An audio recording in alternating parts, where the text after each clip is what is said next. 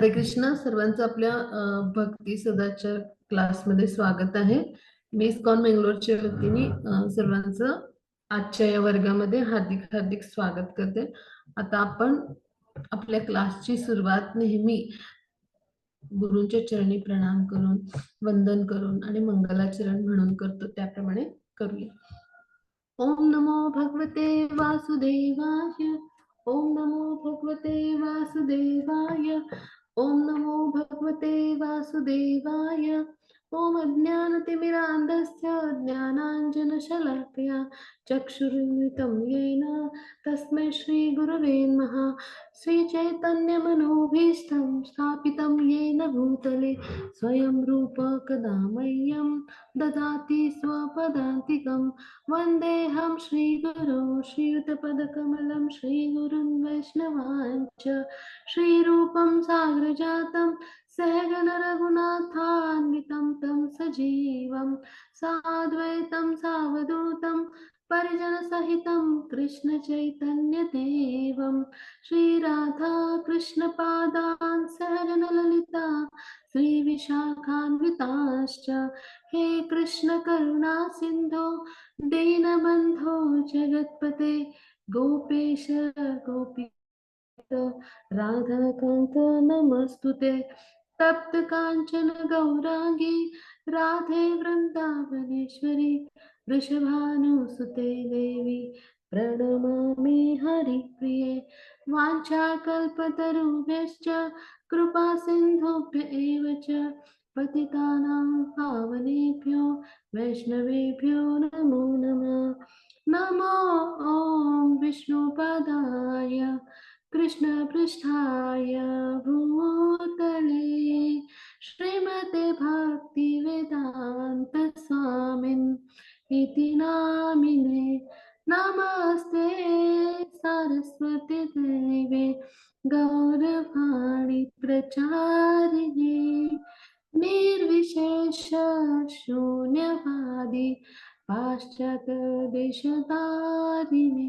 जय श्री कृष्ण चैतन्य प्रभु नित्यानंद श्री अद्वैत गदाधर श्रीवासादि गौर भक्तवृंद. हरे कृष्णा कृष्ण कृष्ण हरे हरे हरे राम राम राम हरे हरे हरे कृष्ण कृष्ण कृष्ण हरे हरे हरे राम राम राम हरे हरे.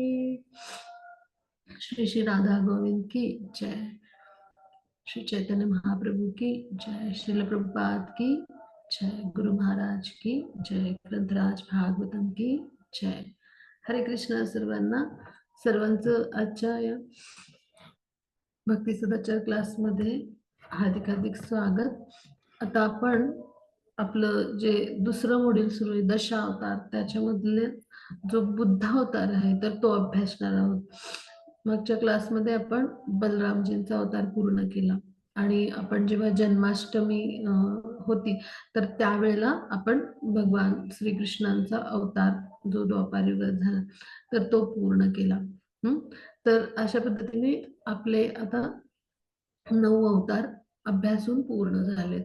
तर आता आपण हा जो आहे तर 8 अवतार आपले अभ्यासून पूर्ण झाले. तर आता आपण जो आहे हा 9वा अवतार आपण अभ्यासणार आहोत आणि त्यानंतर 10वा अवतार जो आहे तो कल्की अवतार आहे. तर बुद्ध अवतार हा कलियुगामधला जो आहे तर तो 9वा अवतार आहे. म्हणजे कलियुगामध्ये झालेला आणि भगवान यांच्या 10 अवतारांपैकी 9वा अवतार जो आहे तर तो बुद्ध अवतार आहे.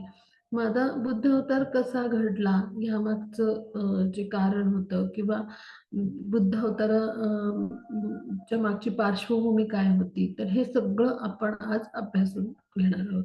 मग आता आपण आपला जो आजचा अभ्यास आहे त्याला सुरुवात करूया. मग त्याची आपण ह्याच्या पुढच्या स्लाइडवर येऊया. हरे कृष्ण. माझा आवाज सर्वांना येतोय ना? मी गरजेनुसार जे आहे व्हिडिओ ऑन आणि ऑफ ठेवेन. तर आपण हा आता या पहिल्या स्लाइडवर आपण येऊया. तर जयदेव गोस्वामींनी दशावतार स्तोत्र लिहिलं किंवा दशावतार आरतीसारखं ते गातो आपण स्तोत्र, म्हणजे मृदुंग आणि करतालच्या तालावर आपण अत्यंत म्हणजे सुमधुर स्वरात असं ते गातो. जयदेव गोस्वामी कृत जे आहे दशावतार स्तोत्र जे आहे ते, तर त्यामध्ये सुद्धा बुद्ध अवताराचा उल्लेख येतो. मग आता जयदेव गोस्वामींनी त्यांच्या गीत गोविंद नावाची खूप सुंदर रचना आहे. हा, तर गीत गोविंदचं वैशिष्ट्य काय आहे ते आपण समजून घ्या.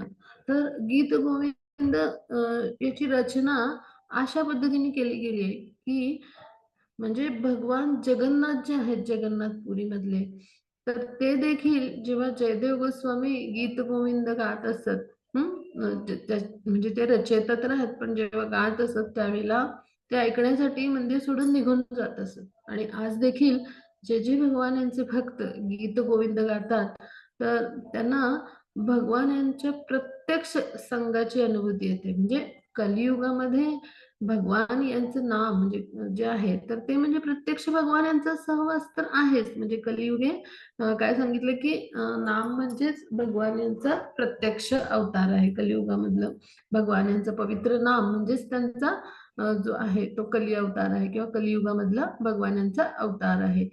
पण तरी देखील ज्या वेळेला म्हणजे आपण गीत गोविंद गातो, म्हणजे आपण जेव्हा हरिनाम घेतो तेव्हा भगवान यांचा संग करतोच.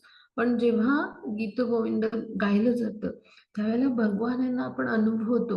आध्यात्मिक स्तरावर असं नाही, पण भगवान यांचा संग प्रत्यक्ष भगवान जे व्यक्ती आहेत त्यांना अनुभवतो. अर्थात आपला आध्यात्मिक स्तर तशा पद्धतीचा असणं आवश्यक आहे. म्हणजे जितकी आपली शुद्धी त्यानुसार अशा भक्तांच्या अनुभूती आहेत. मग गीत गोविंद मध्ये इतकं सुंदर वर्णन आहे. तर जयदेव गोस्वामी काय गातात की भगवान यांनी वेदांचं मत्स्य अवतारामध्ये रक्षण केलं. मत्स्य अवतारामध्ये भगवान जे आहेत तर त्यांनी काय केलं की वेद जे आहेत तर त्यांचं रक्षण केलं. म्हणजे त्यावेळेला जो महाप्रलय आला होता, मग त्यावेळेला त्या म्हणजे त्या प्रलयाच्या वेळेला वेदांचं त्यांनी रक्षण केलं मत्स्य अवतार धारण करून. मग आता त्यानंतर त्यांनी काय केलं, तर त्यांनी कूर्म अवतारामध्ये काय केलं, समुद्र मंथन लीला जी आहे, तर त्यावेळेला त्यांनी त्या लीलेमध्ये कूर्म अवतार धारण केला. आणि मग त्यांच्या पाठीवरती तो मंदराचल पर्वत आहे त्याची रवी केली. आणि मग काय केलं, मंथन केलं समुद्राचं. म्हणजे रवी जो आहे तर त्याचा आपण घुसळण्यासाठी उपयोग करतो की नाही, ताक दूध म्हणजे जे काही आपण घुसळतो. मग तसं रवी बनवली मंदराचल पर्वताची. आणि मग ती भगवान यांच्या कुर्मावतारातल्या म्हणजे ती पाठ जी होती कासवाची, कुर्मावतार म्हणजे कुर्म म्हणजे कासव, तर त्याच्यावरती ती जी रवी रूपी जो मंदराचल पर्वत आहे तो अशा पद्धतीने हलवला गेला. दोन्ही बाजूनी जशी आपण रवी हलवतो, म्हणजे एका बाजूनी दैत्य आणि एका बाजूनी देव यांनी मिळून तो वासुकी नागाचा दोर बनवला. आणि मग तो मंदरातील पर्वत आहे तर तो जो आहे तर तो हलवला रवी सारखा, जसं आपण ताक घुसळतो त्या पद्धतीने. आणि मग काय झालं की जे कुर्मा अवतारातले भगवान होते त्यांच्या पाठीवर जी अशी रवी घुसळली गेल्यामुळं जी रवी अशी घासली गेली, म्हणजे तो मंदराचल पर्वत घासला त्यामुळं म्हणजे जी एखाद्या व्यक्तीला आपण पाठ खाजवल्यानंतरची जी म्हणजे आनंदाची अनुभूती असते, तर तशी भगवान यांना त्यांची जी पाठ आहे कुर्मा अवतारात, तर तो मंदराचल पर्वत जो आहे तर तो त्यांच्या पाठीवर असा रगडला गेला. त्यामुळं जो आनंद त्यांनी घेतला तर त्यामुळे भगवान संतुष्ट झाले. अशा पद्धतीने भगवान यांनी काय केलं की कुर्मा अवतार धारण केला. मग त्यांनी काय केलं की वराह अवतारामध्ये जी पृथ्वी आहे तर ती रसातल नावाच्या म्हणजे पाताळ लोकामध्ये हिरण्याक्ष या असुराने नेऊन लपवून ठेवली होती. तर त्याच्या तावडीतून तिची सुटका केली भगवान यांनी, आणि त्यासाठी त्यांना वराह अवतार धारण करावा लागला. कारण पाताळ लोकामध्ये काय आहे, समुद्राच्या खाली हा रसातळ म्हणून जो लोक आहे हा समुद्राच्या खाली आहे. मग आता समुद्राच्या खाली काय असणार आहे तळाला, तर पाणी आणि चिखल असं, म्हणून भगवान यांना वराहाचं रूप घ्यावं लागलं. आणि वराह अवतारामध्ये भगवान यांनी काय केलं, तर ती पृथ्वी जी आहे तर तिला पाण्यातून वर काढलं. मग आता त्यांनी नरसिंह अवतारामध्ये काय केलं, तर हिरण्यकश्यपू जो हिरण्याक्ष त्याचा म्हणजे त्याचा छोटा भाऊ हिरण्यकशिपू, हिरण्याक्ष हा हिरण्यकशिपूचा मोठा भाऊ होता. मग हिरण्यकशिपू हा हिरण्याक्षचा म्हणजे छोटा बंधू, तर त्याचा वध नरसिंह अवतारामध्ये येऊन केला. त्यानंतर मग त्यांनी काय केलं, पुढच्या अवतारामध्ये त्यांनी वामन अवतारामध्ये काय केलं, जो बळी आहे म्हणजे जो बली महाराज जे होते, तर त्यांनी एक प्रकारे फसवलं. पण कशासाठी फसवलं, त्यांच्या उद्धारासाठी वामन अवतार त्यांनी धारण केला आणि बळीकडं 3 पावलं जमीन मागितली. आणि त्यानंतर त्यांनी काय केलं, की एक प्रकारे बळीचं सगळं काही म्हणजे सगळं काही साम्राज्य सर्व सर्व काही त्यांनी घेतलं 3 पावलांमध्ये. आणि म्हणजे बळी हा चक्रवर्ती सम्राटाप्रमाणे होता, आणि मग सगळं त्याचं घेतल्यानंतर त्याला विचारलं, आता मी कुठे ठेवू, तू तर सगळं मला म्हणजे 2 पावलातच तू जे काही मला तुझ्याकडे आहे ते सगळं दिलंस, म्हणजे 2 पावलातच ते सगळे लोक मी व्यापले, सगळी भूमी व्यापली, आता मी पुढचं पाऊल कुठं ठेवू तिसरं, तू मला फसवलंस की काय, तू म्हणजे माझी फसवणूक करतोस की काय, माझी चेष्टा करतोस की काय, असं भगवान म्हणाले. म्हटल्यावरती मग जे बळी महाराज आहेत त्यांनी सांगितलं, की माझं शरीर म्हणजे पण तुमचंच वरदान आहे, आणि माझ्या मस्तकावर तुम्ही तिसरं पाऊल ठेवा, अशा पद्धतीने त्यांनी प्रार्थना केली. आणि मग त्यावेळेला काय झालं, तिसरं पाऊल जे आहे तर ते भगवानांनी बली महाराजांच्या मस्तकावर ठेवलं आणि त्यांना कुठे तर पाताळामध्ये नेलं. आणि मग तिथे तिथं पाताळ लोकामध्ये तिथल्या म्हणजे तिथे गेल्यानंतर मग त्यांनी वरदान दिलं, की तिथे ते सदैव म्हणजे त्यांचं साम्राज्य जे आहे तर ते स्थापन करतील.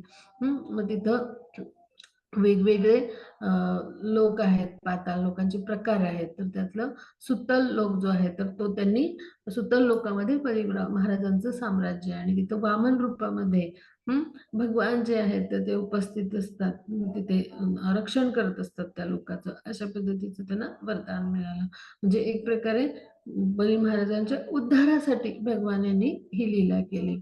आता मग पुढे काय घडलं, तर परशुराम अवतारामध्ये भगवान यांनी काय केलं, तर परशुराम अवतारामध्ये भगवान यांनी ह्या पृथ्वी तलावर येऊन त्यांनी काय केलं, 21 वेळा ही जी पृथ्वी आहे ती निक्षत्रिय केली.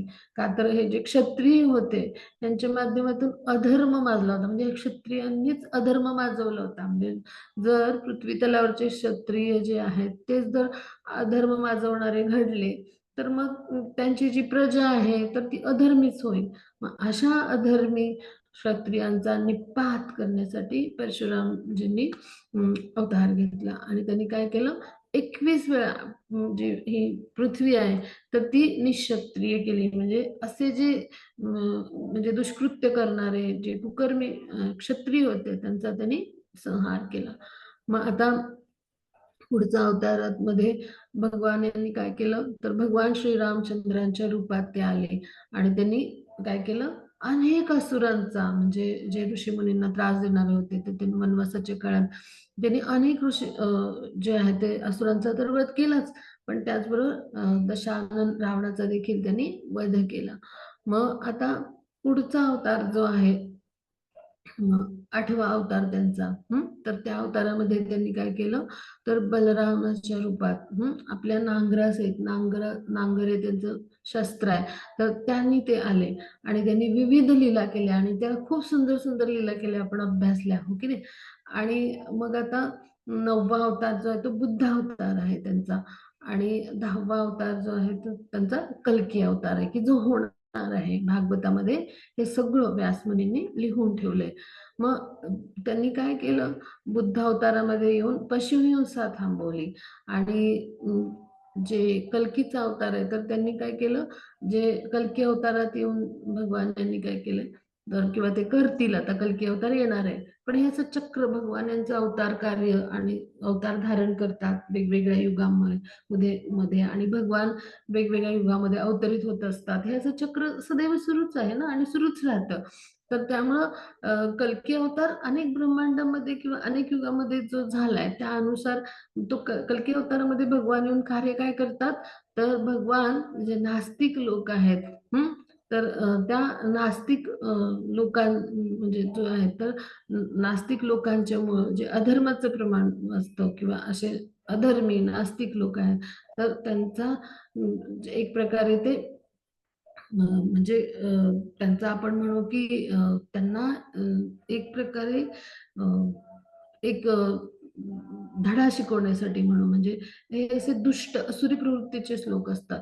मग ह्यांना धडा शिकवण्यासाठी, म्हणजे नेहमी भगवानांच्या अवतार कार्यामधली उद्दिष्ट काय असतात, तर दुष्टांचा नाश करण्यासाठी. मग अशाच नास्तिकवादी आणि अधर्मी बनलेल्या लोकांचा म्हणजे जो आहे, तर तो नाश करण्यासाठी भगवान ह्या अवतारामध्ये येत असतात. म्हणजे भगवान जेव्हा अवतार कार्य धारण करतात तेव्हा त्यांची 3 प्रमुख कार्य असतात. आपण अभ्यासली 4थ्या अध्यायामध्ये, की प्रत्येक वेळी भगवान काय करतात, तर म्हणजे धर्माची तत्व आहे तर त्यांची स्थापना करण्यासाठी, पुनर्स्थापना करण्यासाठी, किंवा ती धर्मतत्व म्हणजे आहेत त्यांची पुनर्स्थापना करण्यासाठी येतात. का, तर ही जी धर्मतत्व आहेत ही भगवान यांचे प्रत्यक्ष वाणी आहे, म्हणजे वेद आहेत.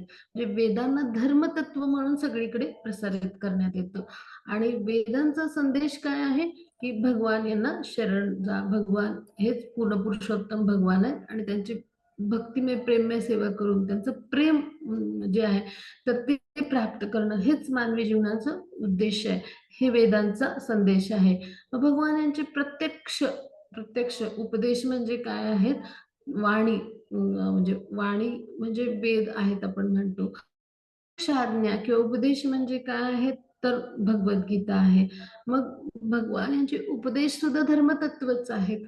आणि मग ही धर्मतत्व केवळ आणि केवळ भगवानच स्थापित करू शकतात. तर ह्या एका कारणासाठी भगवान येतात.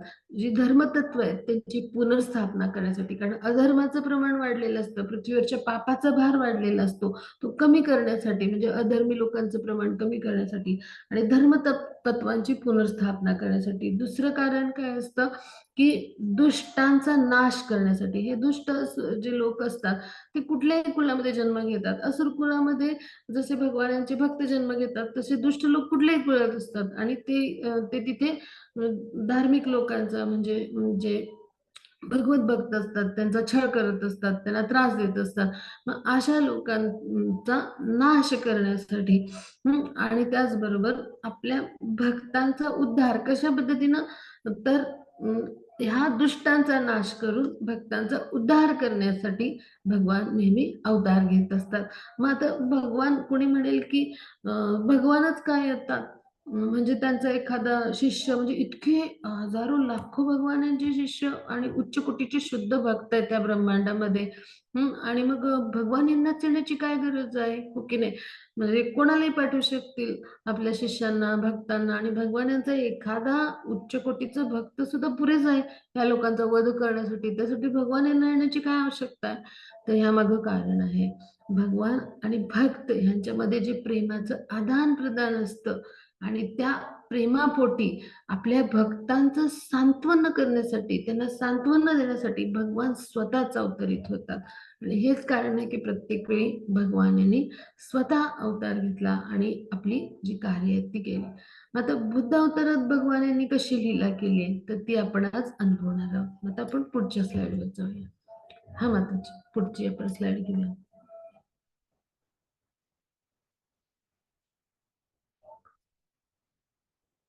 हां. आता भरपूर साऱ्या म्हणजे जे वैदिक शास्त्र म्हणतो आपण किंवा ग्रंथ म्हणतो आपण किंवा वैदिक संदर्भ म्हणतो ज्यांना, तर त्यामध्ये भगवान बुद्ध जे आहेत ते तो अवतार म्हणजे भगवान कृष्णांचाच अवतार आहे. म्हणजेच काय, पूर्ण पुरुषोत्तम भगवान ह्यांच्यापासून भगवान विष्णूंची निर्मिती झाली, की जो प्रथम विस्तार स्वांश आपण म्हणतो, जे भगवानांचे प्राथमिक विस्तार आहेत, किंवा प्राथमिक स्तरावरचे विस्तार आहेत, तर त्यांना काय म्हणतो आपण, स्वांश विस्तार. असे कोण आहेत? भगवान विष्णू. आणि विष्णूंचे हे दशावतार आहेत. तर आपल्या ब्रह्मांडामध्ये जे आपले पालन पोषण करणारे भगवान विष्णू आहेत, त्यांचे हे दशावतार आहेत. तर त्या दशावतारापैकी 9वा अवतार म्हणजे बुद्ध अवतार. म्हणजेच काय, भगवान बुद्ध म्हणजे भगवान कृष्णांचाच अवतार आहे. मग ह्याविषयीचे संदर्भ आहेत ते भागवतामध्ये, हरिवंश पुराण म्हणून आहे त्याच्यामध्ये, त्यानंतर गरुड पुराणामध्ये आणि विष्णू पुराणामध्ये आहे. मग आज आपण काय करणार आहोत, हे सगळे संदर्भ अभ्यासणार आहोत, की ज्याच्यातून आपल्याला भगवान बुद्धांचा अवतार कोणत्या कारणांसाठी झाला, आणि त्याचबरोबर हे सगळे संदर्भ कसे दिले गेले आहेत ह्या वेगवेगळ्या वैदिक ग्रंथामध्ये, हे सगळे आपण अभ्यासणार आहोत. आता आपण पुढच्या स्लाइड मध्ये, हा मग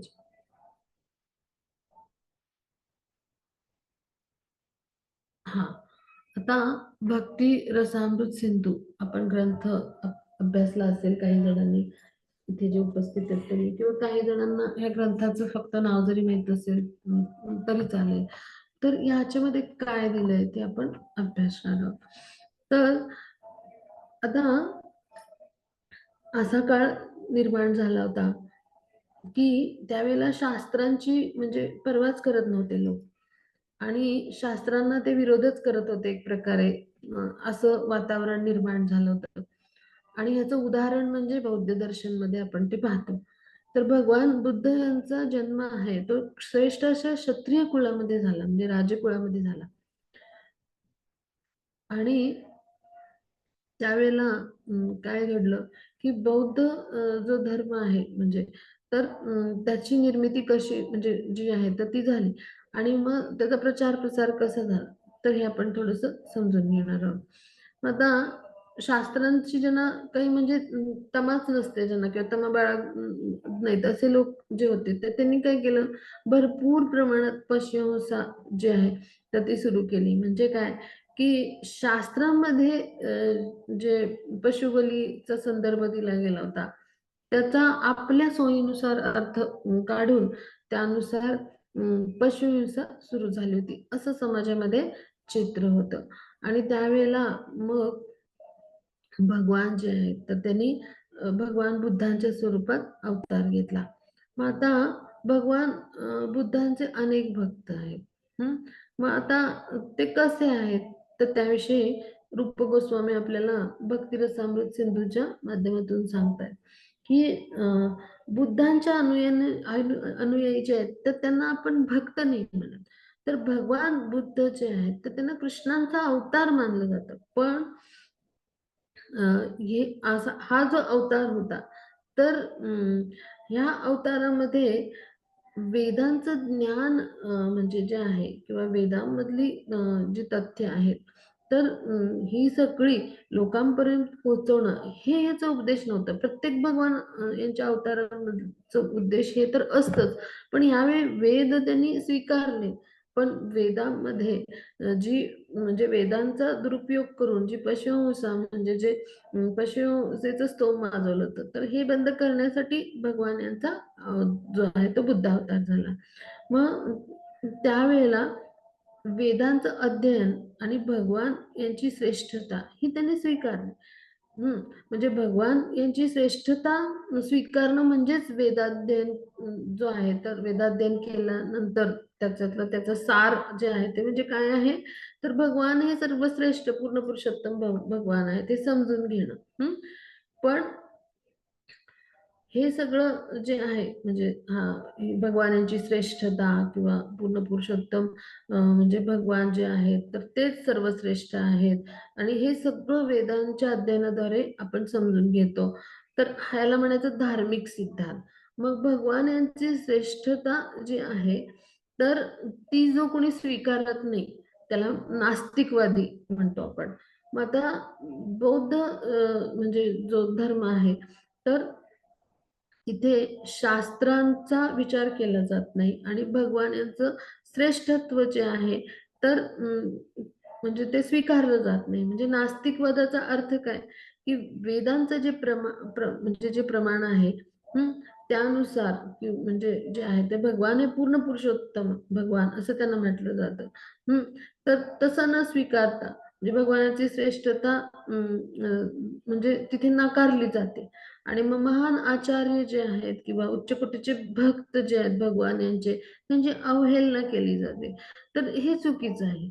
म्हणजे असा धर्म म्हणजे असा जो आहे म्हणजे असा जो विचारांचा प्रवाह आहे किंवा अशी जी विचारशैली आहे की जे भगवान यांची श्रेष्ठता नाकारतात, तर असे जे लोक आहेत तर त्यांना नास्तिक म्हटलं जातं. आणि ह्या प्रकारच्या लोकांच्या विचाराचा प्रवाह जो आहे किंवा अशा समूह जो आहे अशा प्रकारचा विचारांचा प्रवाह असणाऱ्या लोकांचा त्यांना नास्तिकवादी म्हटलं जातं. मग आता जनसामान्यांना लाभ देण्यासाठी म्हणजे जीवात्मा जो आहे तर त्याला हा जो मनुष्य जन्म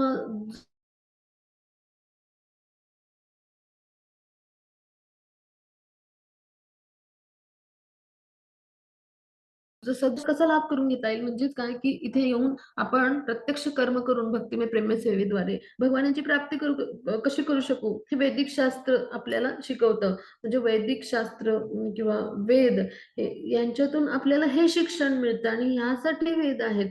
आणि ह्यांनाच जर नाकारलं तर ह्या लोकांना आपल्याला नास्तिकवादीच म्हणावं लागेल. मग आता तरी देखील भागवतामध्ये बुद्धांना कृष्णांचा अवतार मानले, कारण याच भागवत ग्रंथामध्ये व्यासदेवांनी हे लिहून ठेवले आधीच. भगवान बुद्ध जे आहेत तर त्यांनी का अवतार घेतला होता हा म्हणजे तर याचं कारण आहे. तर जे नास्तिक लोक होते तर म्हणजे त्यांची दिशाभूल करण्यासाठी भगवान यांनी अशा पद्धतीने अवतार कार्य केलं. कसं केलं तर भगवान यांनी अशा नास्तिकवादी लोकांना सांगितलं, काय सांगितलं, की वेदांना त्यांनी वरवर स्वीकारलं. पण वेदांमध्ये जी पशुहिंसा किंवा पशुबली तर हे सगळं वेदांमध्ये लिहिलंय सांगितल्यावर लोकांनी सांगितलं वेद बंद करून टाका. आणि अशा पद्धतीने असे जे नास्तिकवादी लोक होते ते भगवान बुद्ध म्हणून जे आले म्हणजे पूर्ण पुरुषोत्तम भगवान त्यांचे भक्त बनले. म्हणजेच काय की अशा नास्तिकवादी लोकांची दिशाभूल करून त्यांना त्यांनी आपलं भक्त बनवून टाकलं. म्हणजे काय की कृष्ण जे आहे तर त्यांना मग नास्तिक सिद्धांत जे आहेत तर ते पसरवायची काय गरज होती असा एखाद्याच्या मनाला प्रश्न पडेल, हो की नाही. मग आता ह्याचं पण कारण आपण समजून घेऊया. तर भगवान यांची इच्छा होती की वेदांच्या नावाखाली जी हिंसा चालली होती आणि जी इतकी होती हिंसा की दिवसेंदिवस त्याचं प्रमाण वाढतच होतं पण ती हिंसा थांबत नव्हती. तर ह्याला कुठेतरी आटोक्यात आणण्यासाठी आणि ह्या हिंसेचा अंत करण्यासाठी भगवान यांनी काय केलं तर या नास्तिक सिद्धांत जो आहे तर याला स्वीकारलं आणि तो सगळीकडे पसरवला. म्हणजे भगवान जे आहेत ते कसे आहेत, सर्व गुणसंपन्न भगवान आहेत किंवा सर्व शक्तिमान सर्वोच्च नियंत्रक आहेत.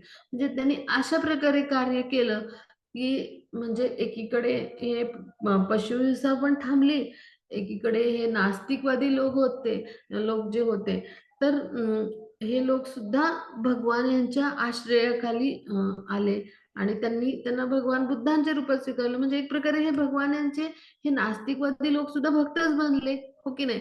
म्हणजेच काय की समाजामध्ये नास्तिक आणि आस्तिक असे दोन प्रकारचे लोक असतात. भगवान यांना मानणारे आणि भगवान यांना न मानणारे, भगवान यांच्याविषयी श्रद्धा असणारे आणि नसणारे.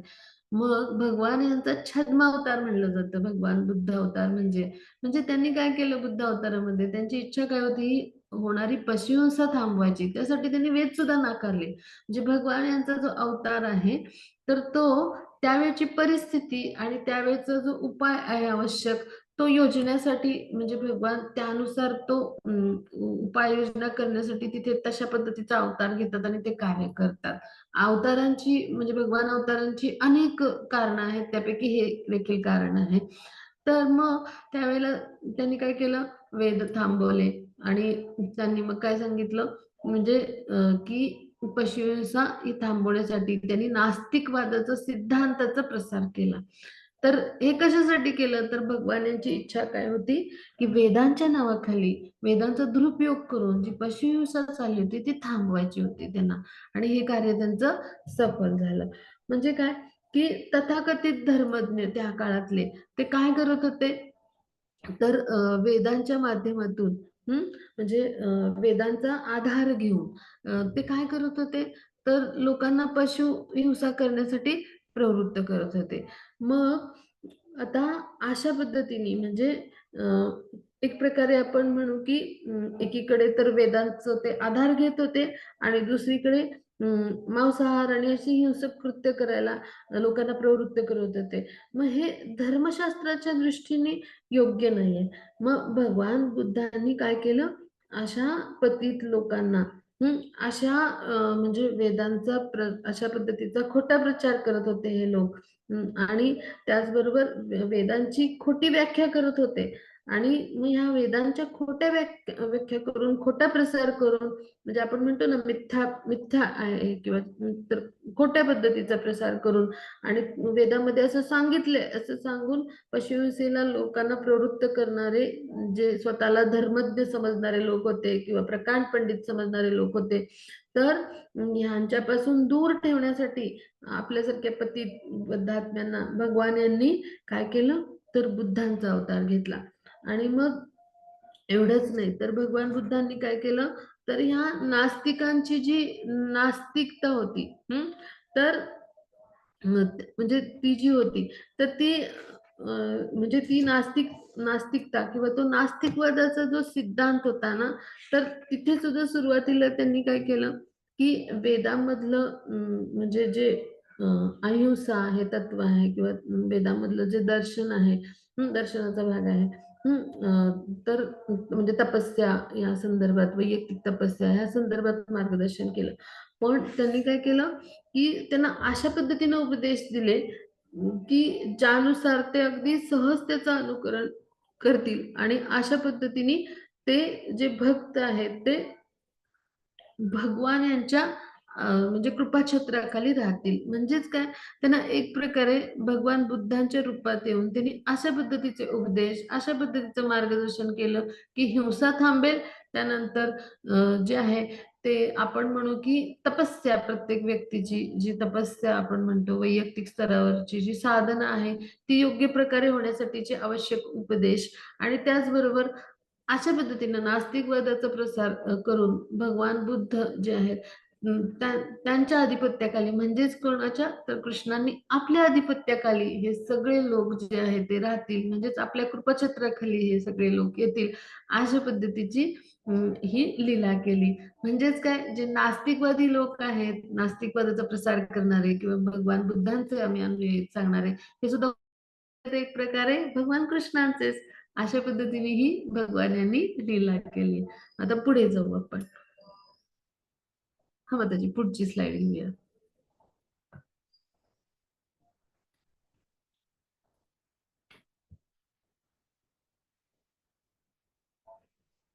हरे कृष्णा. कुमुद माताजी पुढची स्लाइड घेऊया.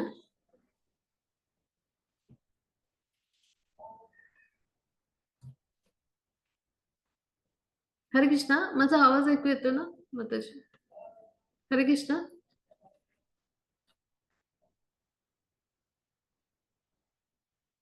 हरे कृष्णा.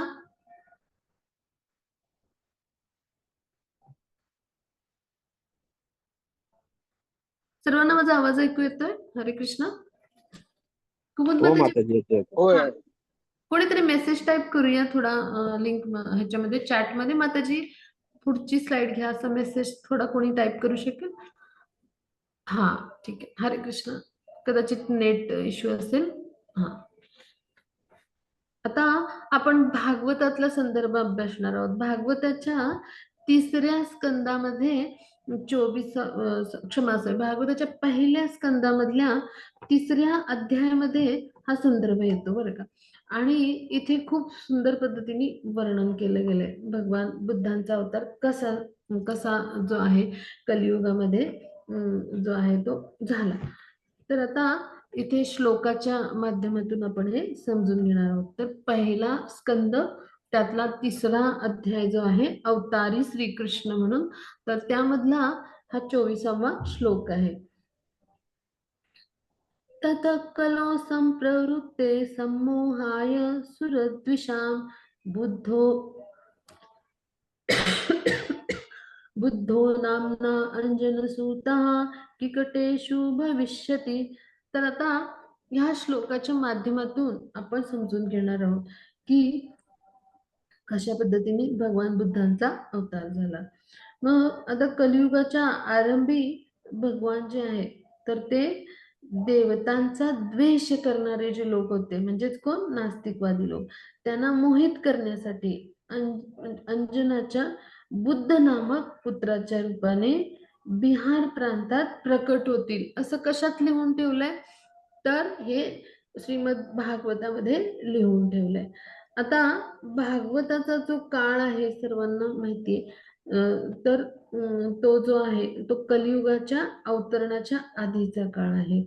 मग यानुसार या म्हणजे वरून आपल्या सर्वांना कल्पना येईल की भगवान यांच्या अवतारांविषयी, म्हणजे भगवान यांचे जे वेगवेगळे अवतार होतात त्यांच्याविषयी जे शास्त्र आहेत, तर त्यामध्ये म्हणजे आताच्या कलियुगामध्ये आपण म्हणू शास्त्र पुराण असं सगळं जे आहे या सगळ्यामधलं महत्वाचं असं शास्त्र म्हणून म्हणजे ज्याचा आपण उल्लेख करू ते म्हणजे काय, तर श्रीमद भागवतम. तर मग श्रीमद भागवतम मध्ये ज्याचा उल्लेख करण्यात आलाय असेच भगवान यांचे अवतार जे आहेत तर ते आपण अवतार म्हणून स्वीकारतो. आणि मग ह्या श्रीमद भागवतम मध्ये भगवान यांचा अवतार होईल अशा पद्धतीने आधीच व्यास मुनींनी लिहून ठेवलं होतं.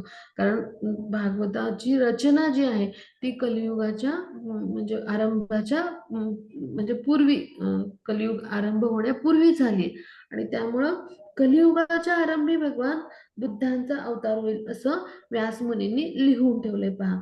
तर त्याचा हा पुरावा म्हणजे काय की हा श्लोक सगळ्यांनी लक्षात ठेवूया. आपण नोट्स करत असाल तर नोट करून ठेवूया. तर भगवान यांचे शक्तिशाली अवतार जे आहेत विविध, त्यामध्ये भगवान बुद्ध बिहार मधल्या गया प्रांतामध्ये अंजनेचे पुत्र म्हणून प्रकट होतील. आणि मग स्वतःच्या धारणेप्रमाणे त्यांनी काय केलं, अहिंसेचा प्रचार केला आणि वेदांनी मान्य केलेल्या पशुहत्येचं त्यांनी खंडन केलं. आता पशुबलींची प्रथा होती पण ती कशी होती ह्याला वेदांमध्ये वेगळ्या पद्धतीने वर्णन करण्यात आलंय आणि हे सगळं 4थ्या स्कंदामध्ये येतं. भागवताच्या 4थ्या स्कंदामध्ये ह्याचं वर्णन येतं. तर म्हणजे असे जे पशु असतात त्यांचा यज्ञामध्ये म्हणजे मध्ये आहुती किंवा बली देण्यात येतो. पण त्यामागे प्रयोजन काय असतं की ऋषी मुनींचे जे मंत्र असतात तर त्याचं सामर्थ्य अभ्यासण्यासाठी. आणि ऋषी मुनींचे जे मंत्र आहेत त्याचं सामर्थ्य कोणावर अभ्यासलं जातं, तर वयोवृद्ध म्हणजे जो पशु असतो तर त्याला तिथे म्हणजे बली दिलं जातं. पण त्यामागे प्रयोजन काय असतं की वेदांचं सामर्थ्य अभ्यासणं. आताच्या काळात आपण क्लिनिकल ट्रायल्स म्हणतो की नाही, शास्त्रज्ञ घेतात ना, मग त्यावेळेचे ऋषी मुनी सुद्धा म्हणजे ह्या सगळ्या वैदिक ज्ञानामध्ये दिव्य स्तरावरचं ज्ञान ह्याच्यामध्ये प्रगत होते आणि म्हणजे ते स्वतः देखील दिव्य स्तरावर होते. आणि मग त्या वेदांमधले जे म्हणजे जे काही मार्गदर्शन आहे तर त्यानुसार त्यातल्या म्हणजे जे मंत्र आहेत त्याचं सामर्थ्य अभ्यासण्यासाठी तर त्यासाठी जो आहे तर पशु अर्पण केला जातं. पण त्यामागे प्रयोजन काय असायचं, तर जो पशु अर्पण करायचे तर तो ह्या 84 लक्ष योनीचा त्याचा प्रवास आहे तो खंडित करून त्याला थेट मनुष्य जन्म मिळत असे. म्हणजे अशा पद्धतीचं म्हणजे वेदांमधले जे मंत्र आहेत ऋचा आहेत त्याचं सामर्थ्य आहे. आणि ह्यासाठी म्हणजे आणि काही विशिष्ट परिस्थितीमध्ये म्हणजे त्याला सुद्धा काही विशिष्ट परिस्थिती आणि आपण म्हणू यमनियम आहेत की ज्या वेळेला हे सगळं आहे म्हणजे हे सगळं वेद मंत्र यानुसार हे सगळं सिद्ध केलं जातं. आणि आपल्या गुरूंच्या मार्गदर्शनानुसार आणि वेदांचे वेगवेगळे जे विभाग आहेत पुन्हा तर त्यानुसार म्हणजे पुन्हा अत्यंत सखोल स्तरावर जाऊन म्हणजे याचा अभ्यास करून जिथे आवश्यकता आहे तिथेच हे प्रयोजन केलेलं असतं. म्हणजे असं नाही आहे की सगळ्यांनी उठसूट उठलं आणि वेदामध्ये सांगितले म्हणून आणला पशु आणि त्याची हत्या केली. तर असा दुरुपयोग सुरू होता वेदांच्या नावाखाली आणि हा थांबवण्यासाठी, याचं खंडन करण्यासाठी भगवान बुद्धांच्या स्वरूपात भगवान यांनी अवतार धारण केला. आणि हेच सगळं आपण ह्या म्हणजे दिव्य ग्रंथांच्या माध्यमातून हे आपण अभ्यासात म्हणजे श्रीमद भागवतम मध्ये त्याचे उल्लेख आहेत. आपण आधी भक्तिरसामृत सिंधू मध्ये उल्लेख आहे तो अभ्यासला. आता भक्तिरसामृत सिंधू मध्ये जे आहे हे सगळं वर्णन जे आहे रूप गोस्वामींनी कसं काय बरं लिहिलं, तर त्यांना चैतन्य महाप्रभूंनी जे आहे तर ते दशाश्वमेध घाटावरती म्हणजे जे प्रयागराजमध्ये आहे तर तिथे त्यांना मार्गदर्शन केलं होतं. आणि भगवान श्री चैतन्य किंवा चैतन्य महाप्रभू म्हणजे प्रत्यक्ष भगवान श्रीकृष्ण आहेत. तर त्यांच्या दिव्यवाणीतून जे काही उपदेश मिळाले, जे काही मार्गदर्शन मिळालं, त्यानुसार आपल्यासारख्या जनसामान्यांसाठी त्यांनी हे ग्रंथ निर्माण केले रूप गोस्वामींनी. सनातन गोस्वामींना पण त्यांनी मार्गदर्शन, त्यांनी ग्रंथ लिहिले. मग त्या अशा पद्धतीने म्हणजे भगवान यांच्याकडून जे उपदेश मिळाले त्यानुसारच त्यांनी ग्रंथाची रचना केली आणि त्यामुळे भगवान यांच्याकडून प्रत्यक्ष वाणीतून जे काही ऐकायला मिळाले, श्रवण करायला मिळाले, हेच रूप गोस्वामींनी जे आहे तर ते लिहून ठेवलंय आपल्या भक्तिरसामृत सिंधू ग्रंथामध्ये. आणि त्यामुळं रूप गोस्वामींचं लिखाण म्हणजे काय, भगवान यांची प्रत्यक्ष वाणी आहे. चैतन्य चरितामृत मध्ये अंत्यलीलेमध्ये भगवान जे आहेत ते चैतन्य म्हणजे जे चैतन्य महाप्रभूंच्या रूपात पूर्ण पुरुषोत्तम भगवान श्रीकृष्ण सांगतात सनातन गोस्वामींना की मी तुझ्या माध्यमातून आता कार्य करणार आहे. म्हणजे काय की अशा उच्च कोटीच्या भक्तांच्या माध्यमातून भगवान यांनी अशा पद्धतीनं कार्य केलंय. त्यांना उपदेश देऊन, त्यांच्याकडून ग्रंथांचं निर्माण करून, प्रचार प्रसार करून घेऊन म्हणजे अशा पद्धतीने त्यांनी त्यांच्याकडून भक्तांकडून सेवा घेऊन एक प्रकारे काय केलं, आपलं कार्य पुढे नेले. अशा पद्धतीने भगवान यांनी स्वतः कार्य त्यांनी केले. भगवान यांच्या ज्या चैतन्य भगवान यांच्या ज्या गंभीर लीला आहेत आणि त्या लीला मध्ये एक भाग येतो, तर तिथे हे सगळं वर्णन सनातन गोस्वामींना ते सांगतात म्हणजे मार्गदर्शन करतात, त्यात हे येतं.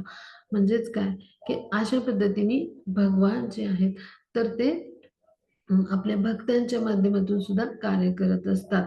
पण ती वाणी कुणाची असते, भगवान यांचीच असते. म्हणजे रूप गोस्वामींनी काय सांगितलंय, जे भगवान यांनी सांगितलंय. मग आता व्यासमुनी कोण आहेत, शक्त्यावेश अवतारात भगवान यांचे स्वयं भगवान यांची शक्ती म्हणजे त्यांना काय ते त्रिकालदर्शी होते. त्यांना भूत भविष्य वर्तमान हे जाणून घेण्याची शक्ती होती. मग अशा व्यासमुनींनी काय केलंय, तर श्रीमद भागवतमची रचना केली आणि त्यांनी ह्या भागवताच्या पहिल्या स्कंदाच्या जो तिसरा अध्याय आहे त्यातल्या 24व्या श्लोकाच्या माध्यमातून आपल्याला हे मार्गदर्शन केले. तर ते काय आहे ते आपण समजून घेतो आहोत. मग आता भगवान बुद्ध जेव्हा प्रकट झाले तेव्हा सामान्य जन सगळे नास्तिक झाले होते आणि इतर वस्तूंपेक्षा म्हणजे एवढं भाजीपाला फळफळावळ आपल्यासाठी उपलब्ध आहे. भगवान काय म्हणतात भगवद्गीतेमध्ये की पत्रम पुष्पम फलम तोयम, म्हणजे हे भगवान स्वीकारतात. भगवान यांनी कुठेतरी लिहिलंय का शास्त्रामध्ये की मला मांसाहार अर्पण करा, बिलकुल नाही. आणि तरी देखील जनसामान्य नास्तिक बनले आणि त्यांनी इतर वस्तूंपेक्षा प्राण्यांचं मांसाचं अधिक त्यांनी भक्षण करायला सुरुवात केली. मग वैदिक यज्ञकर्माच्या नावावर प्रत्येक ठिकाणी कत्तलखानेच उदयाला आले. आपल्या सर्वांना लक्षात येते कत्तलखान्यांची सुरुवात कशी झाली, त्याचं मूळ इथे आहे. वैदिक ज्ञानाचा हा दुरुपयोग केला गेला आणि जिथे तिथे कत्तलखाने उदयाला आले आणि या कत्तलखान्यातून अशी म्हणजे बेफाट पशुहिंसा व्हायला लागली. आणि ह्या पशुहिंसेमुळे काय झालं, तर म्हणजे पशूंची हिंसा तर केलीच या लोकांनी, पण ते मांसभक्षण करणारे बनू लागले. म्हणजे इतके नास्तिक, म्हणजे तो सुद्धा एक जीव आहे, जीवात्मा आहे, पशूच्या रूपात म्हणजे तो आलाय, पशुचं शरीर त्याला मिळालंय.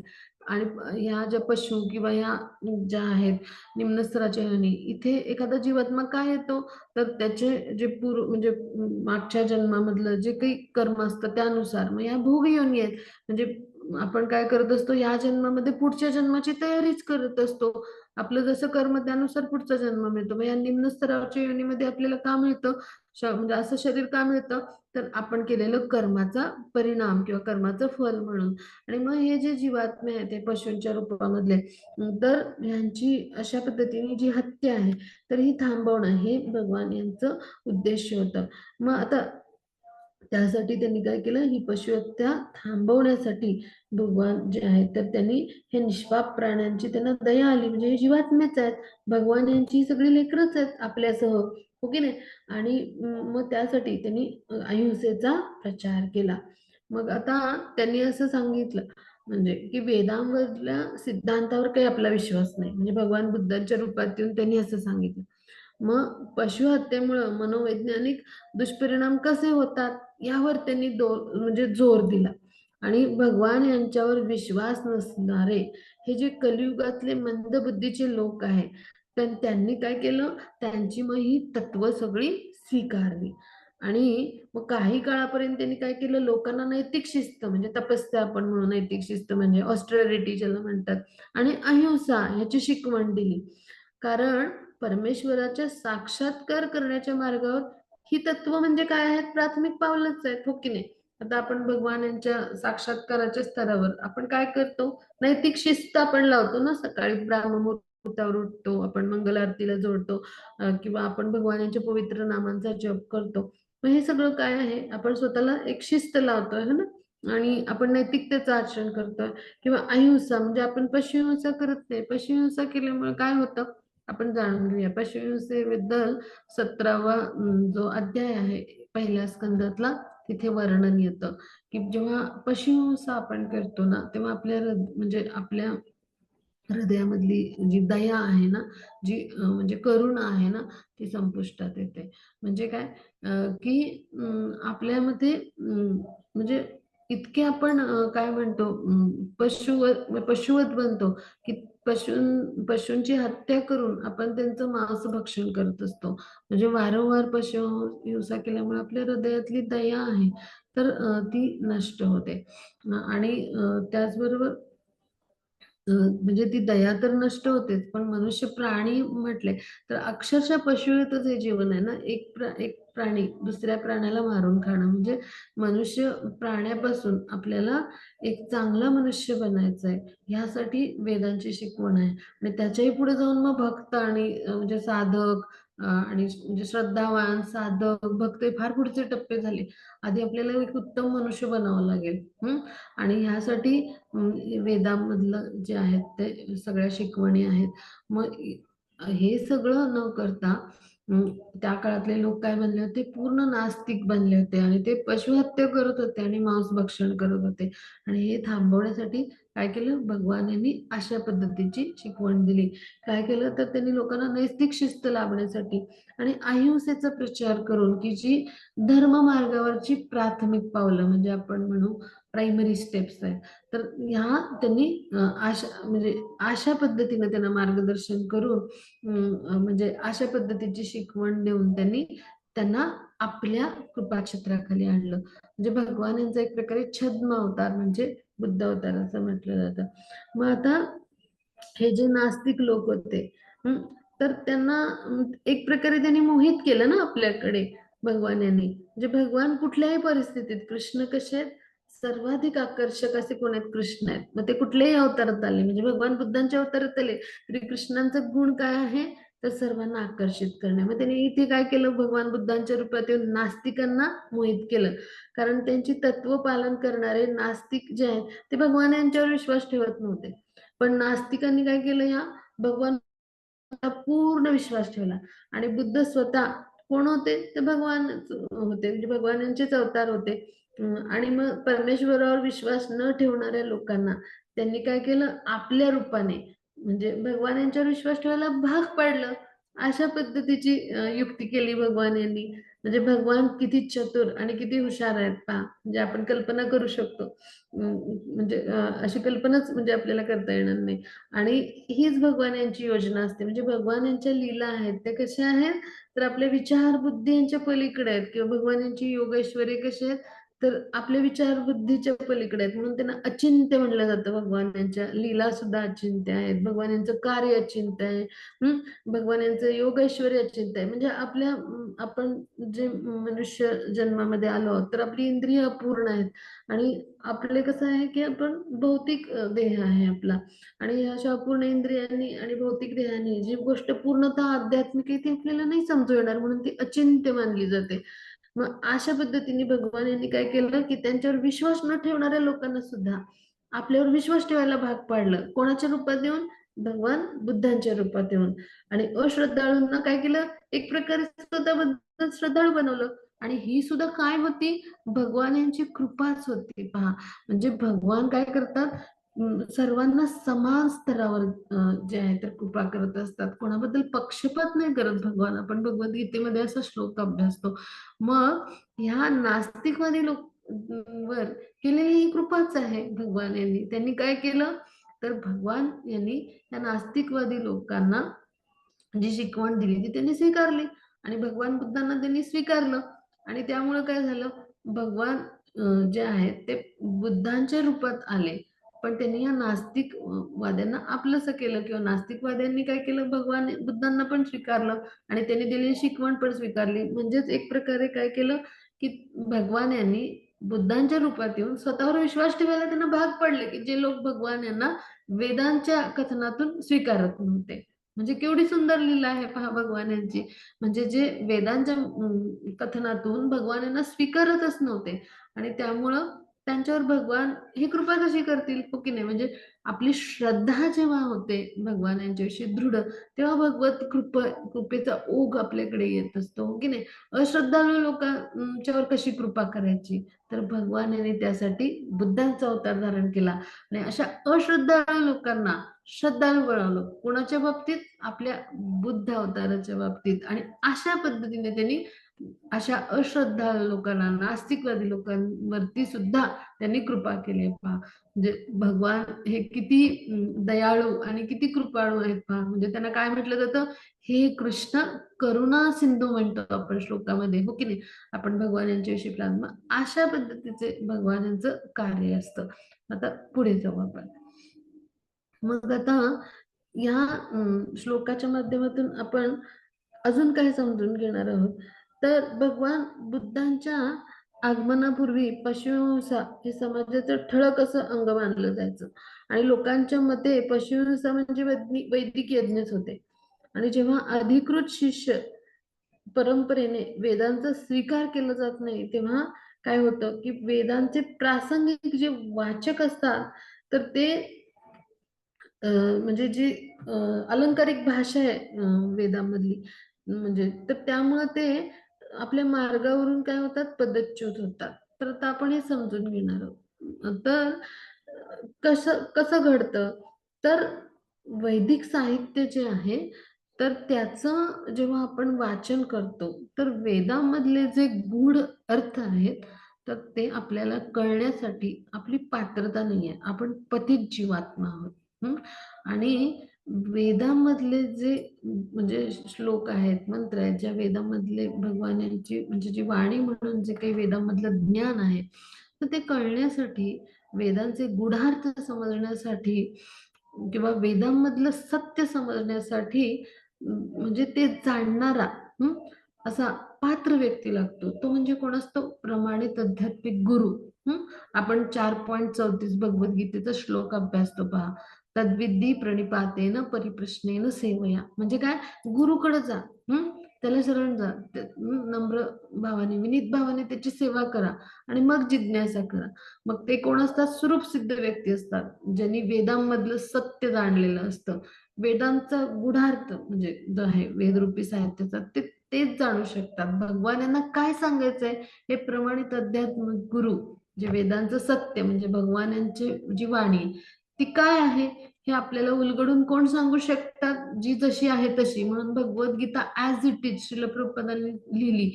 हे गुरु शिष्य परंपरेतले 32वे गुरु आहेत. तर एक म्हणजे हे उदाहरण मी आपल्याला सांगितलं. तर म्हणजे काय? हे गुरु काय करतात? तर आपल्याला वेदांमधलं मधलं जे सत्य आहे ते आपल्यापुढे उलगडून सांगतात. मग ती जी पात्रता असते ती अशा प्रमाणित आध्यात्मिक गुरूंचीच असते. मी जर वेदांमधलं म्हणजे जे काही वेदांमध्ये वर्णन आहे साहित्यिक, म्हणजे जे काही म्हणजे अलंकारिक शब्द येतात असं वर्णन आहे, हे वाचलं आणि त्याच्या मनाप्रमाणे तर्क करून अर्थ लावायचा प्रयत्न केला, तर माझ्यासारख्या पतित जीवाची ती क्षमता नाही किंवा आपल्या सर्वांची, आणि त्यामुळं चुकीचा अर्थ लावला जाईल आणि वेदांमधल्या सत्यापासून आपण दूरच राहू. आणि ह्यासाठी म्हणजे जे आहे सत्य ज्ञान, परम सत्य म्हणजे भगवान आहेत, त्यांची वाणी काय आहे, ती सुद्धा काय आहे, परम सत्य आहे. म्हणजे परम सत्य जर भगवान आहेत तर त्यांची वाणी सुद्धा कशी आहे, सत्य आहे. आणि मग वेदांचं परम सत्य जाणून घ्यायचं असेल आपल्याला, तर अशा परम सत्याची उपासना करणारे जे त्यांचे उच्च कोटीचे भगवत भक्त आहेत, त्यांच्या चरणकमलांचा आपण आश्रय घेतला पाहिजे. म्हणून आपण काय गातो गुरुवंदनेमध्ये, गुरुचरण पद्म केवळ भक्ती सद्म असं म्हणतो. म्हणजे काय, की गुरुचरण जे आहेत, म्हणजे गुरु माझे जे गुरु आहेत त्यांचे जे चरण कमल आहेत, म्हणजे चरण कमल, गुरुचरण पद्म केवल भक्ती सद्म, म्हणजे काय, सद्म म्हणजे घर, तर तेच माझं घर आहे माझ्यासारख्या जीवात्म्याचं. म्हणजे काय, गुरु कुठे असतात, तर भगवान यांच्या श्रीचरणांशी. आणि मग गुरूंच्या चरणांशी आपण राहिलो तर निश्चितच भगवान यांच्या चरण कमलांशी आपण समर्पित राहू. म्हणून गुरूंचे चरण म्हणजेच काय आहे, आपलं सदन आहे, आपलं घर आहे. गुरुचरणांशी आपण जर राहिलो, गुरुचरणांचा आश्रय जर घेतला, तर निश्चितच काय होईल, आपल्याला कृष्ण प्राप्ती होईल, कृष्णांच्या चरण कमलांची प्राप्ती होईल. मग यासाठी आपण काय करणं आवश्यक आहे, की अशा वेदांची वेदांमधलं जे ज्ञान आहे ते गुरूंकडून घेणं आवश्यक आहे. मग गुरु शिष्य परंपरा जर नाकारली गेली, नष्ट झाली, आणि मग असे जे वैदिक साहित्याचे मूर्ख पंडित म्हणले, श्रील प्रभुपादांनी तात्पर्यामध्ये, म्हणजे काय, की आपल्या मनानुसार अर्थ काढणारे, अलंकार भाषेचा, असे जर मूर्ख पंडित असतील तर ते काय होतील, तर ते वेदांचा चुकीचा अर्थ लावून भक्ती मार्गातून काय होतील, पदच्युत होतात. आणि मग काय करतील ते, म्हणजे तर ते गुरु शिष्य परंपरेला पण धरून म्हणजे राहिलेले नसतात जेव्हा पदच्युत होतात तेव्हा. आणि आपल्या मनाच्या अनुसार, म्हणजे मनाच्या अनुसार वेगवेगळे तर्क करून, ज्याला म्हणायचं मनोधर्मी लोक, असे ते बनतात. मग असे लोक जे आहेत ते भगवान यांच्या चरण कमलांशी तर राहणारच नाहीत. मग अशा लोकांचं मार्गदर्शन जर घेतलं, तर आपण काय करू, भक्ती मार्गापासून भरकटू आपल्यासारखे सामान्य जन. आणि हे सगळं घडत होतं प्रत्यक्ष, आणि हे रोखण्यासाठी अशाच पद्धतीनं वेदांचे आपल्या मनानुसार तर्क आणि चुकीचे अर्थ लावून पशुहत्या जी सुरू झाली होती, अशा तथाकथित धर्मज्ञ लोकांच्या माध्यमातून ती थांबवण्यासाठीच बुद्ध अवतारात येऊन भगवान यांनी काय केलं, कार्य केलं. आणि हे जे कार्य होतं तर हे कसं होतं, तर त्यांनी म्हणजे काय केलं, तर पशुहिंसा म्हणजेच वैदिक यज्ञ असा ह्या सगळ्या मूर्ख पंडितांनी प्रचार केला होता. आणि त्याचबरोबर जो कोणी दिव्य शिष्य परंपरेतनं या दिव्य संदेशाचं ग्रहण करत नाही, मग त्याचा असा गोंधळ उडतो. आणि कर्मकांडात्मक कार्यभाग म्हणजेच सगळं काही असं त्याला वाटतं, म्हणजे कर्मकांडामध्ये हे सगळे भाग येतात. आता वेद म्हणजे काय आहे, तर इथे कर्मकांड आहे, म्हणजे कर्मकांड म्हणजे प्रत्यक्ष कृतीच्या स्तरावर जे काही आपण करतो, म्हणजे तिथे कर्मकांड आहे, म्हणजे ज्ञानकांड आहे, त्यानंतर ते जे आहे तर ते उपासना कांड आहे, भक्ती कांड आहे, असं सगळ्या प्रकारचं ज्ञान वेदामध्ये आहे. आणि असं ते असताना देखील थोडस काहीतरी म्हणजे आपल्या तर्कांनी जाणून घेऊन, आणि तेही चुकीचं ज्ञान जाणून घेऊन जर आपण म्हणजे लोकांमध्ये त्याचा प्रचार प्रसार केला, तर मग आपल्यासारख्या सामान्य जनांचा गोंधळच उडवून देतात असे मूर्ख पंडित किंवा स्वतःला धर्मज्ञ समजणारे. आणि त्यामुळे अशा पद्धतीचं प्रचार प्रसार होतो, आणि तिथे गुरु शिष्य परंपरेचं पालनही केलेलं नसतं त्या लोकांनी. मग अशा म्हणजे धर्मज्ञांकडून मार्गदर्शन घेऊन तिथे काय बनलं होतं, यज्ञ म्हणजे पशुहिंसाच असंच, म्हणजे अशाच पद्धतीचं त्या समाजामध्ये समज पसरला होता. म्हणजे पशुहिंसा हेच त्या समाजाचं प्रमुख अंग बनलं होतं, आणि त्यालाच वैदिक यज्ञ म्हणत होते लोक. मग हे सगळं थांबवण्यासाठी त्या काळामध्ये भगवान यांनी काय केलं, बुद्धांच्या रूपात स्वतःला अवतरित केलं. आणि मग त्यांनी काय केलं, तर म्हणजे भगवान जे आहेत तर त्यांनी आपल्यावर विश्वास ठेवण्यासाठी या अश्रद्धाळू लोकांना भाग पाडलं, आणि ही सुद्धा काय होती, त्यांची कृपाच होती. आता भगवद्गीतेत म्हटलंय पहा 15.15 जो श्लोक आहे, वेदेश्च सर्वे अहमैव वेद्य, म्हणजे काय, सर्व वेदांची रचना ही मनुष्याला काय करते, भक्तीच्या मार्गावर क्रमाक्रमाने उन्नत करण्यासाठीच आहे. त्यासाठीच वेद आहेत. आणि वैदिक साहित्यातले सगळे विषय जे आहेत, म्हणजे तर त्यामधला मुख्य विषय म्हणजे कोण आहे, भगवान.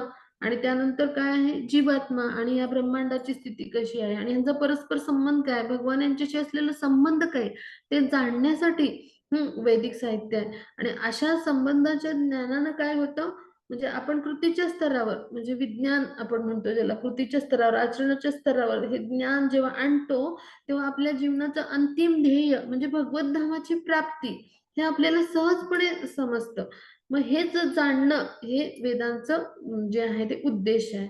पण दुर्दैवानं काय झालं होतं त्या काळामध्ये, असे जे वेदांचे अनाधिकारी लोक होते, त्यांनी स्वतःला धर्मज्ञ असं लोकांसमोर प्रकट करून, किंवा असं लोकांसमोर स्वतःला त्यांनी म्हणजे एक प्रकारे वेदांचे खूप उच्च अधिकारी, खरं तर ते वेदांचे अनाधिकारी होते, पण त्यांनी स्वतःला वेदांचे उच्च अधिकारी, अभ्यासक अशा पद्धतीने प्रकट करून काय केलं होतं, तर एक प्रकारे असे चुकीचे अर्थ लावून आणि वेदामधल्या कर्मकांडांचा चुकीचा अर्थ लावून त्यांनी काय केलं होतं, आपली स्वतःची तर प्रगती खंडितच केली होती जीवात्मा म्हणून, त्याचबरोबर इतर जे लोक होते त्यांना देखील ते भ्रमित करत होते. आणि अशा नास्तिक वृत्तीने भ्रमित झालेल्या अशा लोकांना भगवान बुद्ध म्हणजे काय आहे, तर आस्तिकतेचं प्रतीक आहे. म्हणजे काय, की सर्वप्रथम पशु हत्येला प्रतिबंध करायची त्यांची इच्छा होती. भगवानांच्या या अवतारामधलं हे कार्य होतं.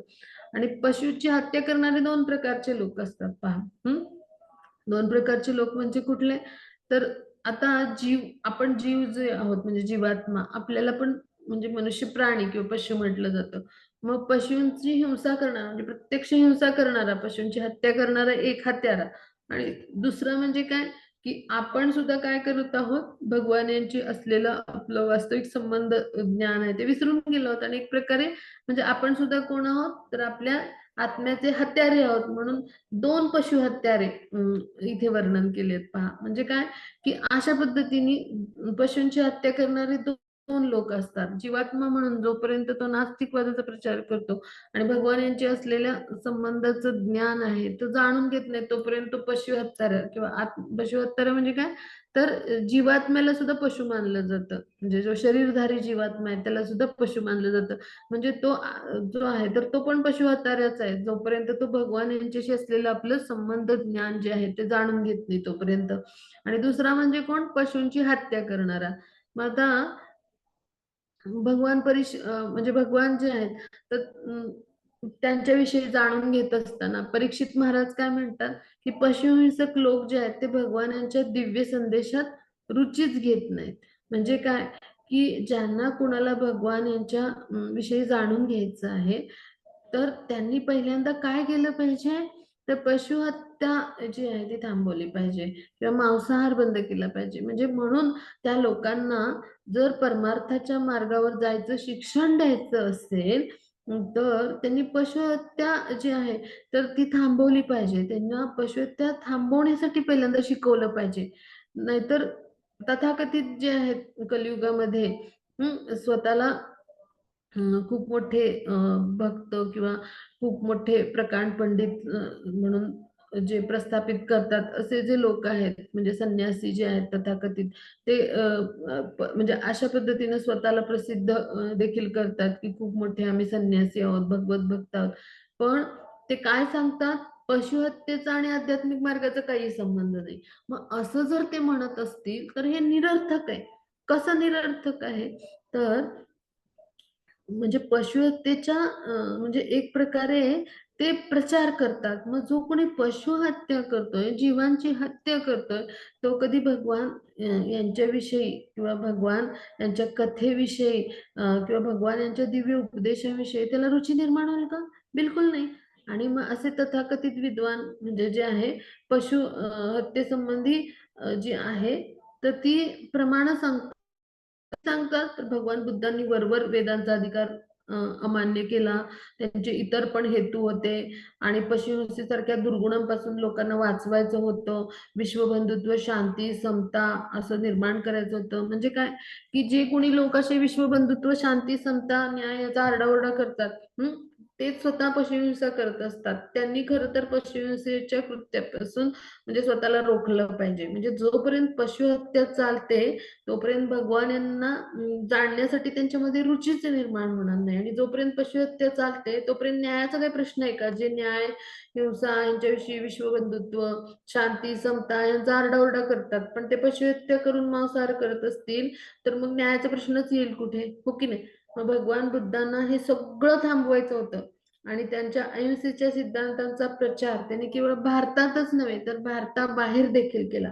म्हणजे तात्विक दृष्टीनं भगवान बुद्धांचं तत्वज्ञान नास्तिक समजलं जातं आणि तत्वज्ञानात भगवंतांचा स्वीकार केलेला नाही किंवा वेदांचा अधिकार अमान्य केलाय, पण भगवान यांची ही छद्मकृती आहे. म्हणजे काय, फसवकार्य आहे. प्रत्यक्ष भगवान जे आहे त्यांना स्वीकारलंच आहे या लोकांनी. म्हणजे आपण म्हणतो की नाही बोली भाषेमध्ये की समोरून तोंडातून घास एखाद्याला खाता येत नसेल तर आपण काय करतो, असा पाठीमागून उलटा फिरवून घालतो. म्हणजे काय की आपण फसवतो त्या व्यक्तीला, हो ना? आणि उलट्या बाजून असा फिरवून घास घालतो.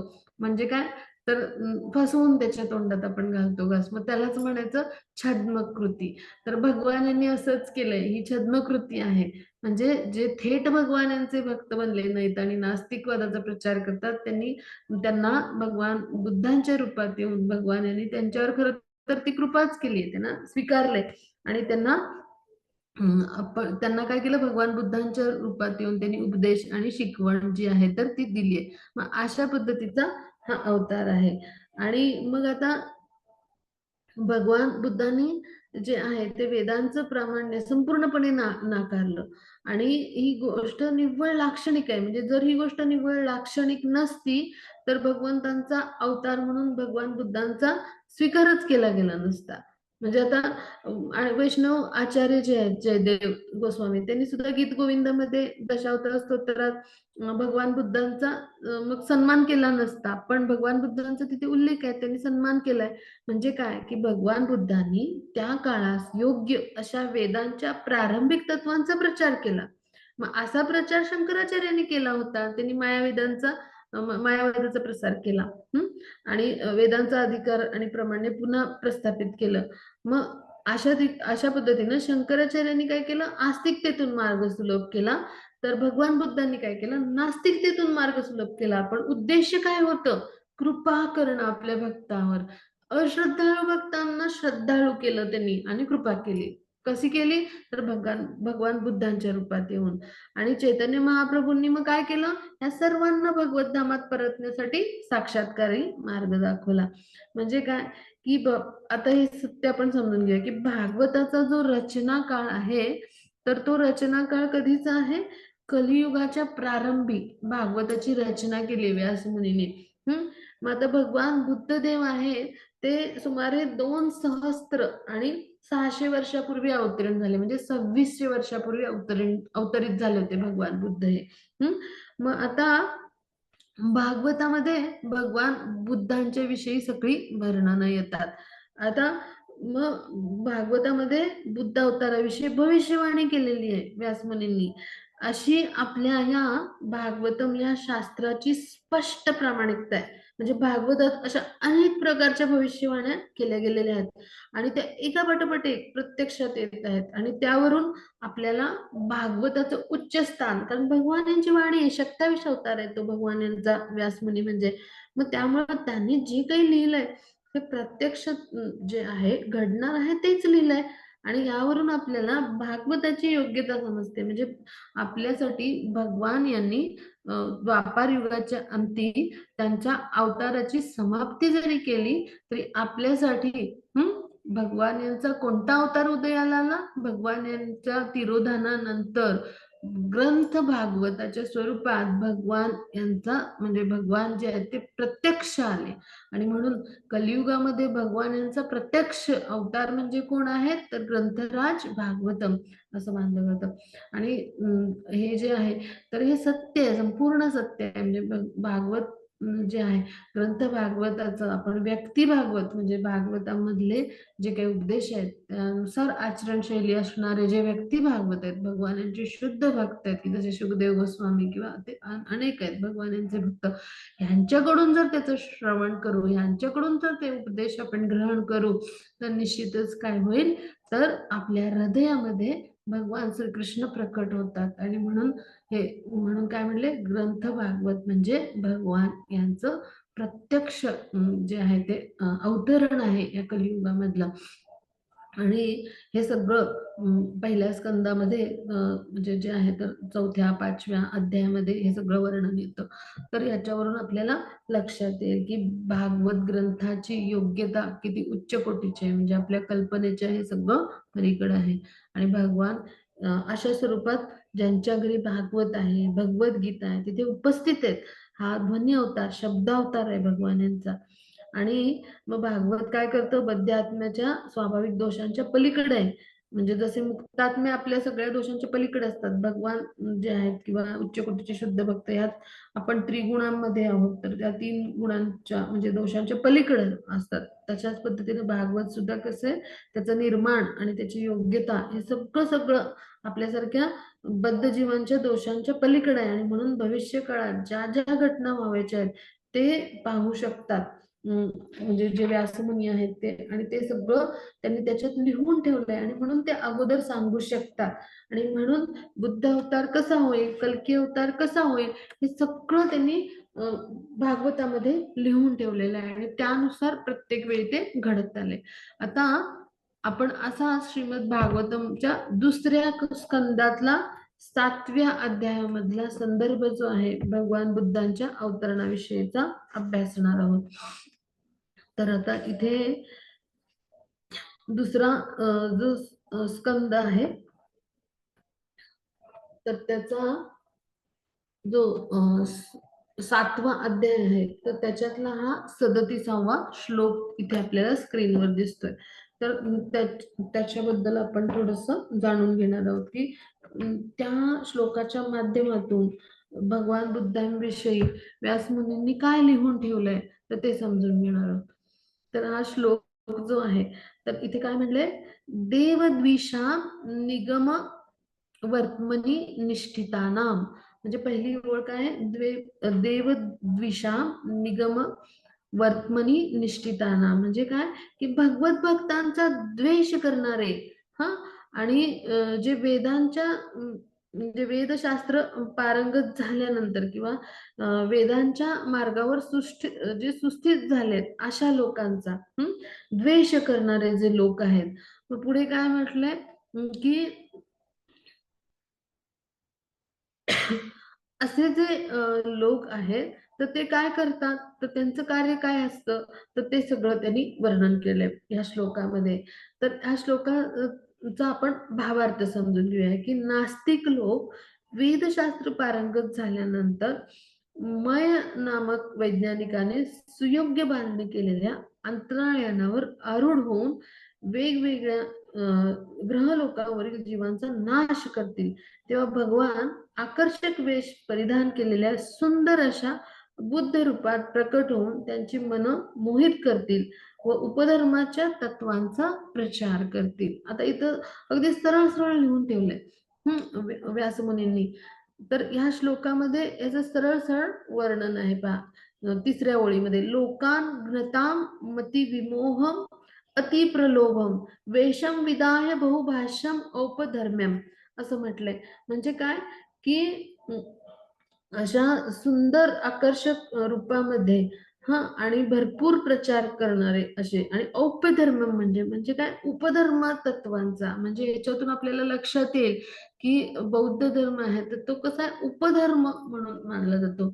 मूळ जो आहे म्हणजे सनातन धर्म जो जीवात्म्याचा आपण मानतो, तर मग याला काय म्हटलं, ही उपधर्म तत्व आहेत आणि याचा उल्लेख इथं लिहून ठेवलाय पहा. इथे आधीच व्यासमुनींनी लिहिलंय या श्लोकाच्या माध्यमातून. सगळ्यांनी हा लिहून ठेवा आपल्याकडे. संदर्भ दुसरा स्कंद 7वा अध्याय 37वा श्लोक जो आहे. तर इथे याच्या 4 ओळीमध्ये याचा पूर्ण मतितार्थ जो आहे तो येतो.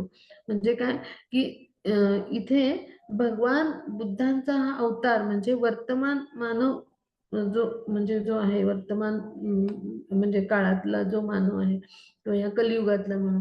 तर इथे काय होईल की इथे ज्या वेळेला म्हणजे वेगवेगळे ग्रहलोक जे आहेत तर तिथे वेगवेगळ्या ग्रहलोकांवरती म्हणजे तिथे वेदशास्त्र पारंगत झाल्यानंतर तिथले जे नास्तिक लोक आहेत, म्हणजे ज्यांनी चुकीचा अर्थ वेदांचा काढला होता असे लोक, ते आपल्या मनाप्रमाणे ज्यांनी वेदांचा अर्थ काढलाय असे लोक जे आहेत, तर ते काय करतील, ग्रहलोकावरील जीवांचा विनाश करतील. म्हणजे काय, पशुहत्या घडली. कारण काय झालं, ह्या लोकांनी वेदशास्त्रांचा चुकीचा अर्थ लावला, पशुहिंसा केली आणि त्यामुळे या वेगवेगळ्या ग्रहलोकावरती म्हणजे ग्रहलोक म्हणजे आता पृथ्वीलोक, ब्रह्मलोक, सत्यलोक, तर ह्याला काय म्हटलंय, ग्रहलोक, वेगवेगळे लोक आहेत. मग तसा ह्या पृथ्वीलोक, तर ह्या पृथ्वी लोकावरच्या जीवांचा म्हणजे अशा अनेक लोक आहेत, अनेक ब्रह्मांडामधले, तर ह्या ग्रहलोकावरची जीवांचा नाश जेव्हा लोक हे करतील अशा पद्धतीचं वेदशास्त्र पारंगत झाल्यानंतर, म्हणजे चुकीच्या पद्धतीचं, आणि मै नामक वैज्ञानिकांनी सुयोग्य बांधणी केलेलं म्हणजे काय, ही ब्रह्मांडांची निर्मिती कोण म्हणजे करण्यासाठी, म्हणजे म्हणजे हे निर्माण योग्य पद्धतीचं, इथं हा ग्रह आहे, तिथं तो ग्रह आहे, अशा पद्धतीचं म्हणजे ग्रहलोक वेगवेगळे जे आहेत त्याची जी निर्मिती केली आहे ती कुणी केली, मै नावाच्या वैज्ञानिकांनी. म्हणजे भगवान यांचा हा म्हणजे उच्च कोटीचा भक्त असा असुर आहे. म्हणजे आपण मय सभा म्हणतो पहा, मय नावाच्या असुराने ती सभा निर्माण केली होती पांडवांच्या काळामध्ये, म्हणजे त्यांचं सभागृह त्याला मय सभा म्हणायचे. तर तो जो आहे मय नावाचा वैज्ञानिक, त्यांनी जे वेगवेगळे ग्रहलोक निर्माण केलेले आहेत, म्हणजे त्यांची रचना निर्मिती ही भगवान यांची आहे. मग त्याची रचनेसाठी याची मयाची मदत घेतली जाते. मग असे जे वेगवेगळे ग्रहलोक आहेत, तर तिथल्या विविध जीवांचा म्हणजेच पशूंचा नाश, म्हणजे ती पशुहिंसा झाली. असे म्हणजे तथाकथित वेदशास्त्र पारंगत लोकांनी काय केलं, असे जे म्हणजे ते नास्तिकच लोक आहेत, त्यांनी जेव्हा पशुहिंसा म्हणजे ते करतील त्यावेळेला भगवान जे आहे ते आकर्षक वेश परिधान म्हणजे बुद्धांच्या स्वरूपात सर्वांचं मन जी आहेत तर ती मोहून टाकणारा असं आकर्षक बुद्ध रूपात प्रकट होतील आणि उपधर्म तत्वांचा प्रचार करतील. आता ह्याविषयी म्हणजे ह्या श्लोकाविषयी जीव गोस्वामी, आपले जे 6 गोस्वामी आहेत, ओके नाही, 6 गोस्वामी, षट गोस्वामी आपण म्हणतो, तर त्या षट गोस्वामी पैकी जीव गोस्वामी आहेत. तर यांनी काय लिहून ठेवलंय, तर भगवान बुद्धांचा हा जो अवतार आहे, आपण आज हे जे चित्र बघतोय स्क्रीनवरती, भगवान बुद्धांचा हा जो अवतार आहे, तर हा याचं जे वर्णन आहे किंवा हे सगळं म्हणजे हा सगळा जो वर्णित आहे, तर हा जो आहे तो आताच्या वर्तमान मानव इतिहासातला बुद्ध अवतार नाहीये. आता सगळ्यांनी हा भाग समजून घेऊया. हे खूप मोठं गुपित आहे, सगळ्यांना माहित असणं आवश्यक आहे. तर आताचा जो वर्तमान काळात म्हणजे आता जेव्हा कलियुग सुरुवात म्हणजे कलियुगाचा प्रारंभ झाला ना की नाही, कलियुग जे आहे तर त्याचा प्रारंभ झाल्यानंतर जो बुद्धावतार झाला, आता जो होऊन गेलाय, म्हणजे आताच्या कलियुगामध्ये आपण कलियुगामध्ये आहोत आणि जे कलियुग आहे ते 4,32,000 वर्षांचं आहे, ओके नाही. आणि त्यातली जी आता 5,000 पेक्षा जास्त म्हणजे वर्ष म्हणजे जे आहेत तर ती निघून गेली. तर मग आता ह्या काळामध्ये म्हणजे आताचा जो काळ आहे तर म्हणजे कलियुगाच्या काळामध्ये हा जो वर्तमान अवतार म्हणजे जो आहे बुद्धांचा, म्हणजे हे जे वर्णन केले, तर म्हणजे वर्तमान जो कलियुग आहे यामध्ये जे बुद्ध अवताराचं वर्णन केलंय व्यासमुनींनी या ग्रंथामध्ये, तर तो वर्तमान कलियुगामधला नाहीये. मग तो कुठला आहे हे आपण समजून घेऊया. तर तो बुद्ध अवतार एका निराळ्या कलियुगामध्ये प्रकट झाला होता. आणि तो कुठं प्रकट झाला होता, तर अशा कलियुगामध्ये प्रकट झाला होता म्हणजे की ज्या वेळेला त्या म्हणजे म्हणजे असं एक महायुग असतं की ज्याच्यामध्ये म्हणजे एक महायुग हे 4 युगांचं बनतं, हो ना. मग अशी अनेक महायुग जेव्हा एकत्र येतात तेव्हा एक कल्प बनतो. आपल्याला हे सगळं माहिती आहे, वैदिक ज्ञान, है ना. आणि मग असे अनेक कल्प जेव्हा एकत्र येतात तेव्हा ब्रह्माजींचा एक दिवस आणि एक रात्र बनते. मग आता अशी 1000 महायुग म्हणजे एक कल्प असतो साधारण, म्हणजे म्हणजे ब्रह्माजींचा एक दिवस असतो. मग आता तेवढीच महायुग म्हणजे ब्रह्माजींची रात्र असते. मग अशी जी महायुग आहेत तर त्यापैकी ती महायुग होत असताना तिथं मन्वंतर पण असतात, म्हणजे ही वैदिक कालगणना आहे थोडक्यात, म्हणजे आपण गोंधळून जायला नको.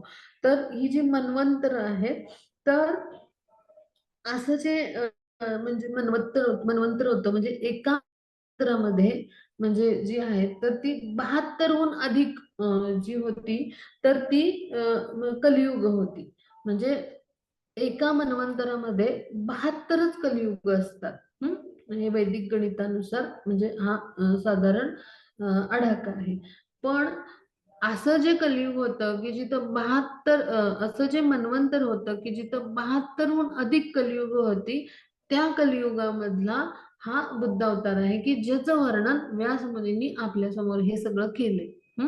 हे आणि हा जो आहे बुद्ध अवतार घडेल असं सांगितलंय. म्हणजे वेगवेगळ्या युगामध्ये आणि वेगवेगळ्या ग्रहलोकामध्ये आणि पुन्हा त्याच्याही पुढे जाऊन वेगवेगळी ब्रह्मांड जी आहेत तिथे घडणारे अवतार जे असतात ते वेगवेगळे असतात. तिथले जे त्या ग्रहावरचे वासी असतात, त्या ग्रहलोकावरचे वासी किंवा त्या ब्रह्मांडावरचे जे वासी मधले जे ग्रहलोक आणि तिथले जे वासी असतात त्यांचा आध्यात्मिक स्तर जेवढा उच्च उच्च स्तर असेल किंवा उच्च कोटीचा, तेवढ्या अजून दिव्य आणि उच्च स्तरावरच्या लीला भगवान करत असतात. हे 7व्या कॅन्टो मध्ये येतं. हे वर्णन परीक्षित महाराज जे आहेत त्यांना शुकदेव गोस्वामी सांगतात. मग इथे जे वर्णन आहे ते अशा कलियुगातलं आहे की ज्या वेळेला 72हून अधिक त्या मन्वंतरामध्ये कलियुग होती आणि त्यावेळेला एका मध्ये हा जो उल्लेख केलेला विशिष्ट बुद्ध अवतार होत असतो. आणि मग लोक अतिशय भौतिकवादी होतात आणि तेव्हा भगवान बुद्ध अवतीर्ण होतात आणि सर्वसामान्य धार्मिक मूल्यांचा ते प्रचार करतात. आणि अशी अहिंसा म्हणजेच धर्मतत्व नव्हे तर खऱ्या धार्मिक व्यक्तीसाठी तो एक महत्वपूर्ण गुण आहे, हो की नाही. आपण 4 रेग्युलेटिव्ह तत्वांचं पालन करतो, हो की नाही. मग त्यापैकी एक काय, पशुहत्या करायची नाही किंवा मांसाहार करायचं नाही. म्हणजे काय की 4 धर्माचे स्तंभ आहेत त्यापैकी हा एक म्हणजे धर्माचे स्तंभ म्हणजे काय, तर धर्माचरण करणाऱ्या व्यक्तीसाठी हा अत्यंत महत्वपूर्ण गुण आहे. तर हा हा गुण त्यांना अंगी बाणवणं आवश्यक आहे. म्हणजे अहिंसा हे सर्वसाधारण धार्मिक तत्व आहे. कारण अहिंसा तत्वानुसार मनुष्याने इतरांना पीडा नाही दिली पाहिजे, त्रास नाही दिला पाहिजे. तो जर दुसऱ्यांना पीडा द्यायला लागला तर त्याला पण तितकीच पीडा होते कर्मफल सिद्धांतानुसार. मग अहिंसेची ही तत्व आहेत, ही शिकण्यापूर्वी मनुष्याने आधी काय व्हायला पाहिजे, नम्र व्हायला पाहिजे, निरहंकारी व्हायला पाहिजे. म्हणजे ही 2 तत्व आधी शिकायला पाहिजेत. आणि निरहंकारी नम्र झाल्याविना कुणाला निरुपद्रवी आणि अहिंसक होता येईल का, बिलकुल नाही. म्हणजे जर नम्र असेल एखादा व्यक्ती आणि त्याच्यामध्ये अहंकार बिलकुल नसेल तरच तो काय करेल, शांततेच्या मार्गाने आचरण करेल. अन्यथा जर मनुष्य अहंकारी असेल आणि उद्धट असेल तर तो इतरांना त्रासच देईल, हो ना. इतरांच्या त्रासाचं कारणच ठरेल, म्हणजे तो हिंसक बनेल. तो कधी अहिंसक असेल का, तो कधी निरुपद्रवी असेल का, बिलकुल नाही. मग ह्यासाठी मनुष्याच्या अंगी अहिंसे हे तत्व शिकण्यापूर्वी त्यांनी नम्र आणि निरंकारी व्हायला पाहिजे. मग अहिंसक झाल्यावर मनुष्यामध्ये सहनशीलता जो आहे किंवा म्हणजे साधेपणा जो आहे, म्हणजे आपण म्हणतो साधी जीवन पद्धती आणि उच्च विचारसरणी ही कधी येईल, तर अहिंसक झाल्यावरच मनुष्यामध्ये सहनशीलतेचा भाग वाढेल, साधेपणा येईल त्याच्यामध्ये. आणि मग महान धर्मप्रचारक आहेत, आध्यात्मिक प्रमुख आहेत, त्यांना वंदन करायला मनुष्याने शिकले पाहिजे. म्हणजे अशा पद्धतीने इंद्रियांना प्रशिक्षित त्याला करता आलं पाहिजे. कुटुंब ग्रह आदीपासून अनासक्त झालं पाहिजे त्यांनी. आणि भगवान यांची भक्तिपूर्ण सेवा केली पाहिजे त्यांनी, अशा गोष्टीही शिकल्या पाहिजेत. आणि मग भगवान यांचं परम सत्ता त्यानं मान्य करून भक्त बनलं पाहिजे, अन्यथा या धर्माचा काय उपयोग, हो की नाही? आणि ह्यासाठी ही प्राथमिक पावलं होती. यासाठी भगवान यांनी काय केलं, तर प्राथमिक पावलं म्हणून हे सगळं घडलं पाहिजे मनुष्याकडून. पण हे कधी घडेल, तर ज्या वेळेला ही प्राथमिक पावलं एखादा जीवात्मा टाकेल किंवा मनुष्य टाकेल, म्हणजे काय करेल, तो हिंसा थांबवेल. आणि त्याचबरोबर तो काय करेल, म्हणजे पशुहत्या किंवा हिंसा थांबवेल. आणि त्याचबरोबर तो काय करेल, तो स्वतःला नैतिक शिस्त लावेल. नैतिक शिस्तीमुळे काय होईल, तो काय करेल, तर अहिंसा, हा अहिंसा म्हणजे हा काय, तो गुण आहे एखाद्या व्यक्तीच्या अंगी, तर तो बाळवेल अंगी. मग तो साधेपणाने राहील, सहनशीलता वाढेल, त्याच्यामधली विनम्रता वाढेल, त्याच्यामधला अहंकार नष्ट होईल. मग त्याची इंद्रियांना तो प्रशिक्षित करेल. मग आपल्या गुरूंच्या चरणी, प्रचारकांच्या चरणी वंदन करेल, है ना. आणि त्याचबरोबर म्हणजे आसक्ती ज्या आहेत कुटुंब आणि घरासंदर्भातल्या, म्हणजे तर ह्या सगळ्या तो टाळेल. त्याचबरोबर तो काय करेल, भगवान यांना केंद्रस्थानी मानून त्यांची सेवा करेल. मग हे टप्पे आहेत एखाद्या व्यक्तीच्या जीवनामधले. हळूहळू तो भक्त बनत जाईल. आणि मग काय होईल, भगवान यांना केंद्रस्थानी ठेवून तो त्यांची भक्तिमय प्रेममय सेवा करेल. आणि असं जर नाही झालं, तर काय होईल, नैतिक उपदेश म्हणजे केवळ उपधर्मच ठरतील, की जे धर्माशी थोडीफार जवळीक साधणारे असतात. आता ह्याच्यातून आपण खूप मोठं रहस्य समजून घेणार आहोत. म्हणजे भगवान बुद्धांच्या रूपात येऊन अहिंसा, नैतिक शिस्त किंवा हे सगळे जे उपदेश भगवान यांनी केले, अहिंसेचं तत्व शिकवलं, किंवा नैतिक शिस्त म्हणजे जी आहे, तर ती शिकवली, किंवा ह्याचा प्रचार प्रसार त्यांनी केला. तर यामागचा उद्देश काय होता, की त्याद्वारे म्हणजे ती जी आहे, तर ती प्राथमिक पावलं होती, त्याद्वारे भक्तिपथावर पुढे जाऊन तो जीवात्मा अग्रेसर होईल. पण त्या परिस्थितीमध्ये ते शक्य होतं का, तर बिलकुल नव्हतं. आणि त्यामुळं तो केवळ नैतिक उपदेशच ठरल्यामुळे तो उपधर्मच राहतो, की जो थोडीफार धर्माशी जवळीक करणारा असतो. पण खरा धर्म काय आहे, भगवान हे परमसत्ता आहेत, भगवान हे परमसत्य आहेत, भगवान हे पूर्ण पुरुषोत्तम आहेत. आणि त्यांचं जे स्वामित्व आहे, त्यांची जी श्रेष्ठता आहे, तो मान्य करतो. आणि भगवान यांच्या म्हणजे भक्तिमय प्रेममय सेवेमध्ये तो समर्पित होतो. हा खरा भक्त असतो. मग ह्या स्तरावर जाण्यासाठीची ही पूर्वतयारी आहे, आणि म्हणून ही प्राथमिक पावलं असं म्हटले. आणि अशा पद्धतीचं जे आहेत उपदेश जे आहेत, ते भगवान बुद्धांच्या रूपात येऊन भगवान यांनी दिले. आणि त्यामुळे काय होईल, हे नैतिक उपदेश म्हणजे प्रायोगिक स्तरावर जर आणलं नाही, फक्त नैतिक उपदेशांचं आचरण म्हणजे नैतिक शिस्त स्वतःला लावून घेतली, आणि त्याचबरोबर धर्माची जी तत्व आहेत, म्हणजे जी की ज्याला आपण म्हणू सर्वसाधारण धार्मिक गुण, की जे आपण अंगी बाणवायचे आहेत, म्हणजे ते धर्माचे 4 स्तंभ आहेत. तर ह्यांच्यानुसार जर आचरण आपण केलं, तर काय होईल, तर ह्यामुळे काय होईल, केवळ आपण म्हणजे नैतिक उपदेशांच्या स्तरावर आचरण करू किंवा नैतिक जीवन जगू. पण जोपर्यंत आपण भगवान यांना पूर्णतया, भगवान हे आपले स्वामी आहेत, आणि भगवान यांचं परम श्रेष्ठत्व आपण मान्य करत नाही, आणि त्यांना शरण जाऊन तत्क्षणी त्यांना शरण जाऊन त्यांच्या सेवेमध्ये समावेश आपण स्वतःला समाविष्ट करत नाही, तोपर्यंत भगवान यांची कृपा आपल्याला प्राप्त होऊ शकत नाही, किंवा भगवत प्रेम प्राप्त होऊ शकत नाही. आणि हे सगळं करण्याचं म्हणजे आचरणाच्या स्तरावर करण्याचं, किंवा कृष्ण भक्तीचं विज्ञान, किंवा हे नैतिक उपदेशांचं ज्ञान आहे, ते आचरणाच्या स्तरावर उतरवण्याची कला म्हणजे काय आहे, तर हा भक्तियोग आहे.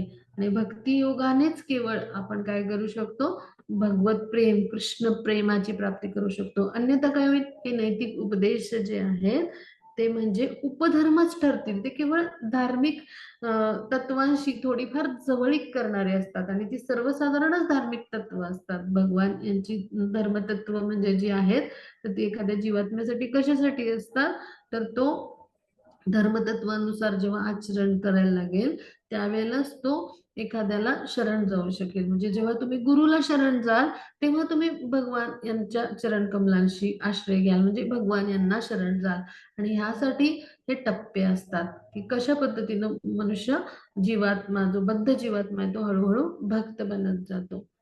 जसजसं तो म्हणजे जो भगवान यांची सेवा करत जातो किंवा गुरूंच्या मार्गदर्शनाखाली गुरु शिष्य परंपरेमध्ये जे आहे ते आध्यात्मिक मार्गावर उन्नत होत असतो. भगवान यांना तो केंद्रस्थानी मानतो, त्यांचं परमश्रेष्ठत्व मानतो आणि त्यानुसार त्यांची भक्तिमय प्रेममय सेवा करतो. पण असं जर झालं नाही तर काय होईल, ते नैतिक उपदेश आहेत ते काय होतील, फक्त उपदेश होतात. आणि काय होईल तर धर्माशी थोडीफार त्यांची जवळीक असते, पण तो आपण धर्म म्हणून किंवा धर्म तत्व म्हणून त्यांना मान्यता देऊ शकत नाही. हा त्यामधला फरक आहे. मग आता पुढे जाऊ आपण.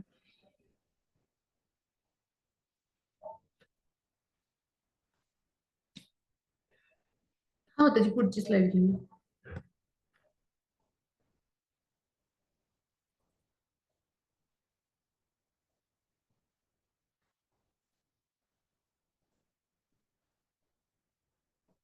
हरे कृष्णा माताजी. हरे कृष्णा कुमित माताजी.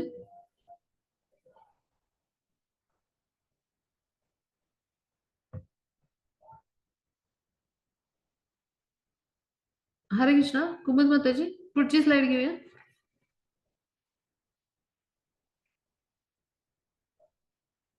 हरे कृष्णा.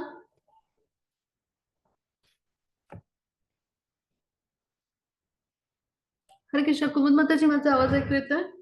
बहुतेक नेटचा अडथळा असावा. पुढची स्लाइड घेऊया थोडीशी. हा,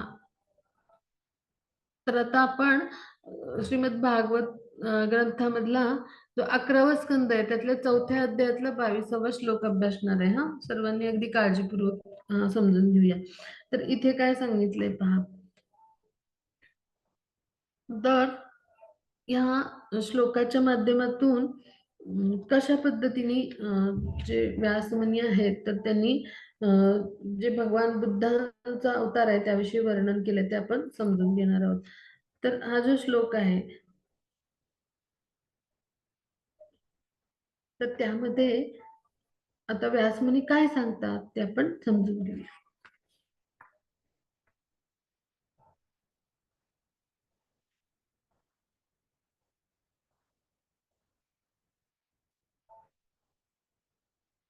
भूमेभरा अवतरणाय यदुष्व जन्मा, अशी पहिली ओळ आहे. भूमेभरा अवतरणाय यदुष्व जन्मा. तर याचा अर्थ काय होतो, तर भूमीचा भार आहे तो क्षीण करण्यासाठी यदुवंशामध्ये अजन्मा, अजन्मा कोण आहेत, भगवान. भगवान यांना काय म्हटलं जातं, अजन्मा म्हटलं जातं. आता पहा दुसरी ओळ पाहायची. इथे काय सांगितलंय, जात करिष्यती सुरेरपी दुष्कराणी. म्हणजे काय की जे भगवान आहेत, जात म्हणजे जन्म होतो, कसे तर ते जन्म घेतील आणि काय करतील तर जे म्हणजे जे दुष्कराणी म्हणजे अद्भुत कर्म, म्हणजे जी सामान्य लोकांसाठी अशक्य आहेत किंवा देवांसाठी अशक्य आहेत अशी कर्म यदुकुळात जन्म घेऊन ते करतील. असा याचा अर्थ होतो. आणि मग पुढे काय म्हणलंय की वादे विमोहती यज्ञ कृतोद अर्हान. म्हणजे काय की ह्या ओळीचा अर्थ काय होतो, तर वाद करून ते काय करतील, विमोहती, विमोहती, विमोहयती म्हणजे काय, तर मोहित करतील. कोणाला मोहित करतील, तर अशा अयोग्य लोकांना. अर्हान म्हणजे काय, तर असे अयोग्य लोक. तर अशा अयोग्य लोकांना म्हणजे कोण, जे नास्तिकवादी लोक आहेत त्यांना ते मोहित करतील.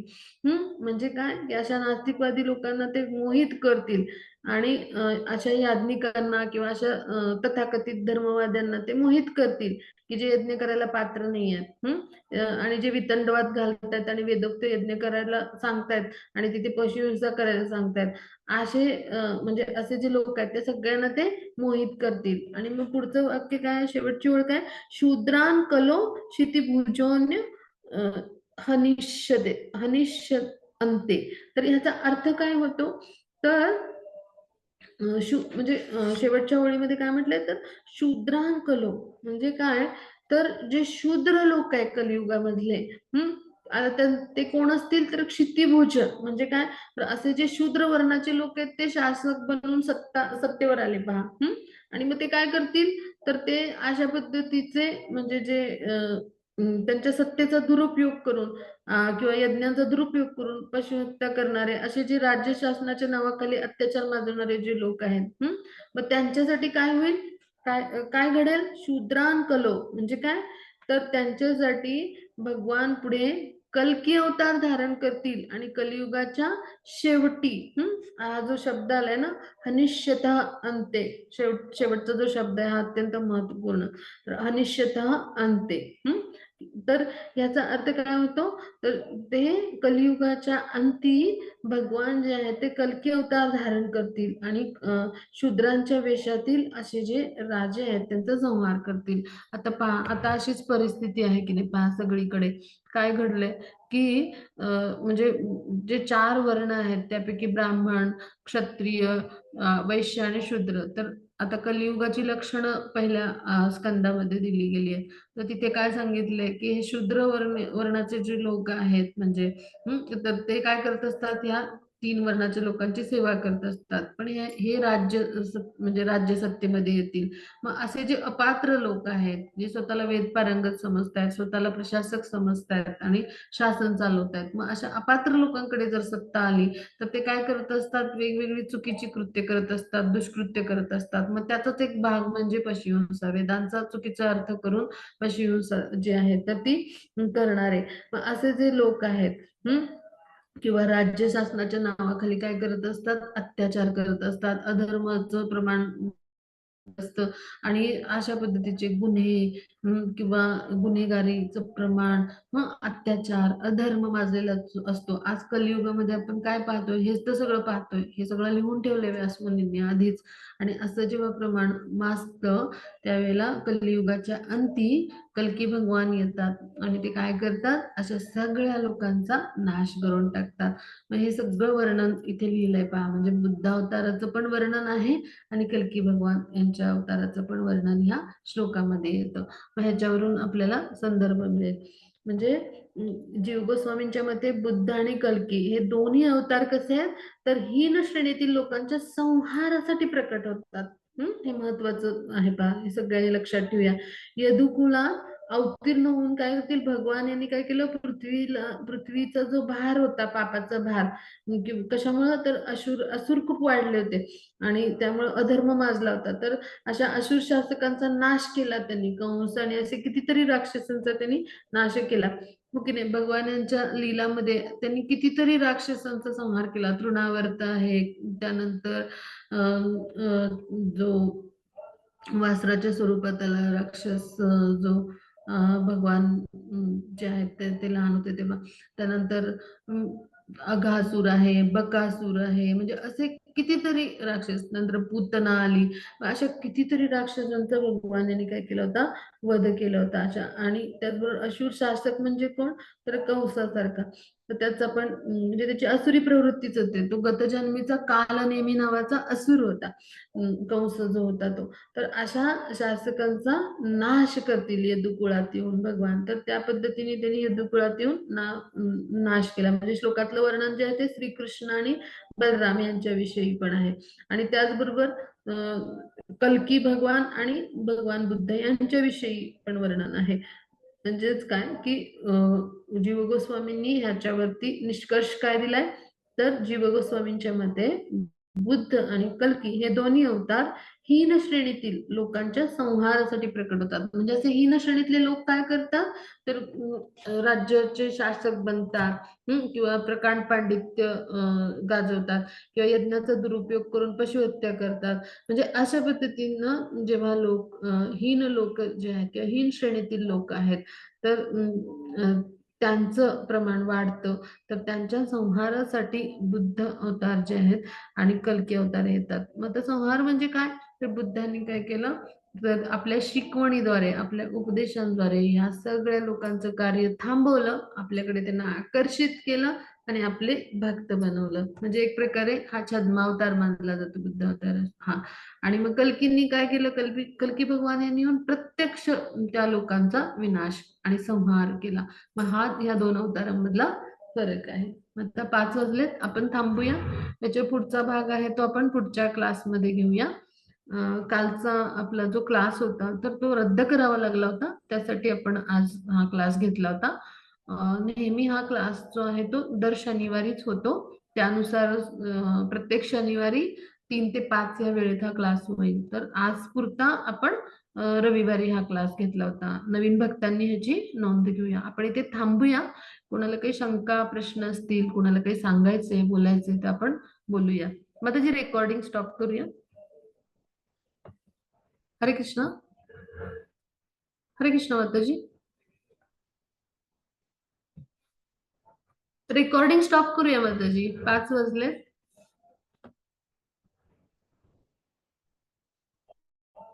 हरे कृष्णा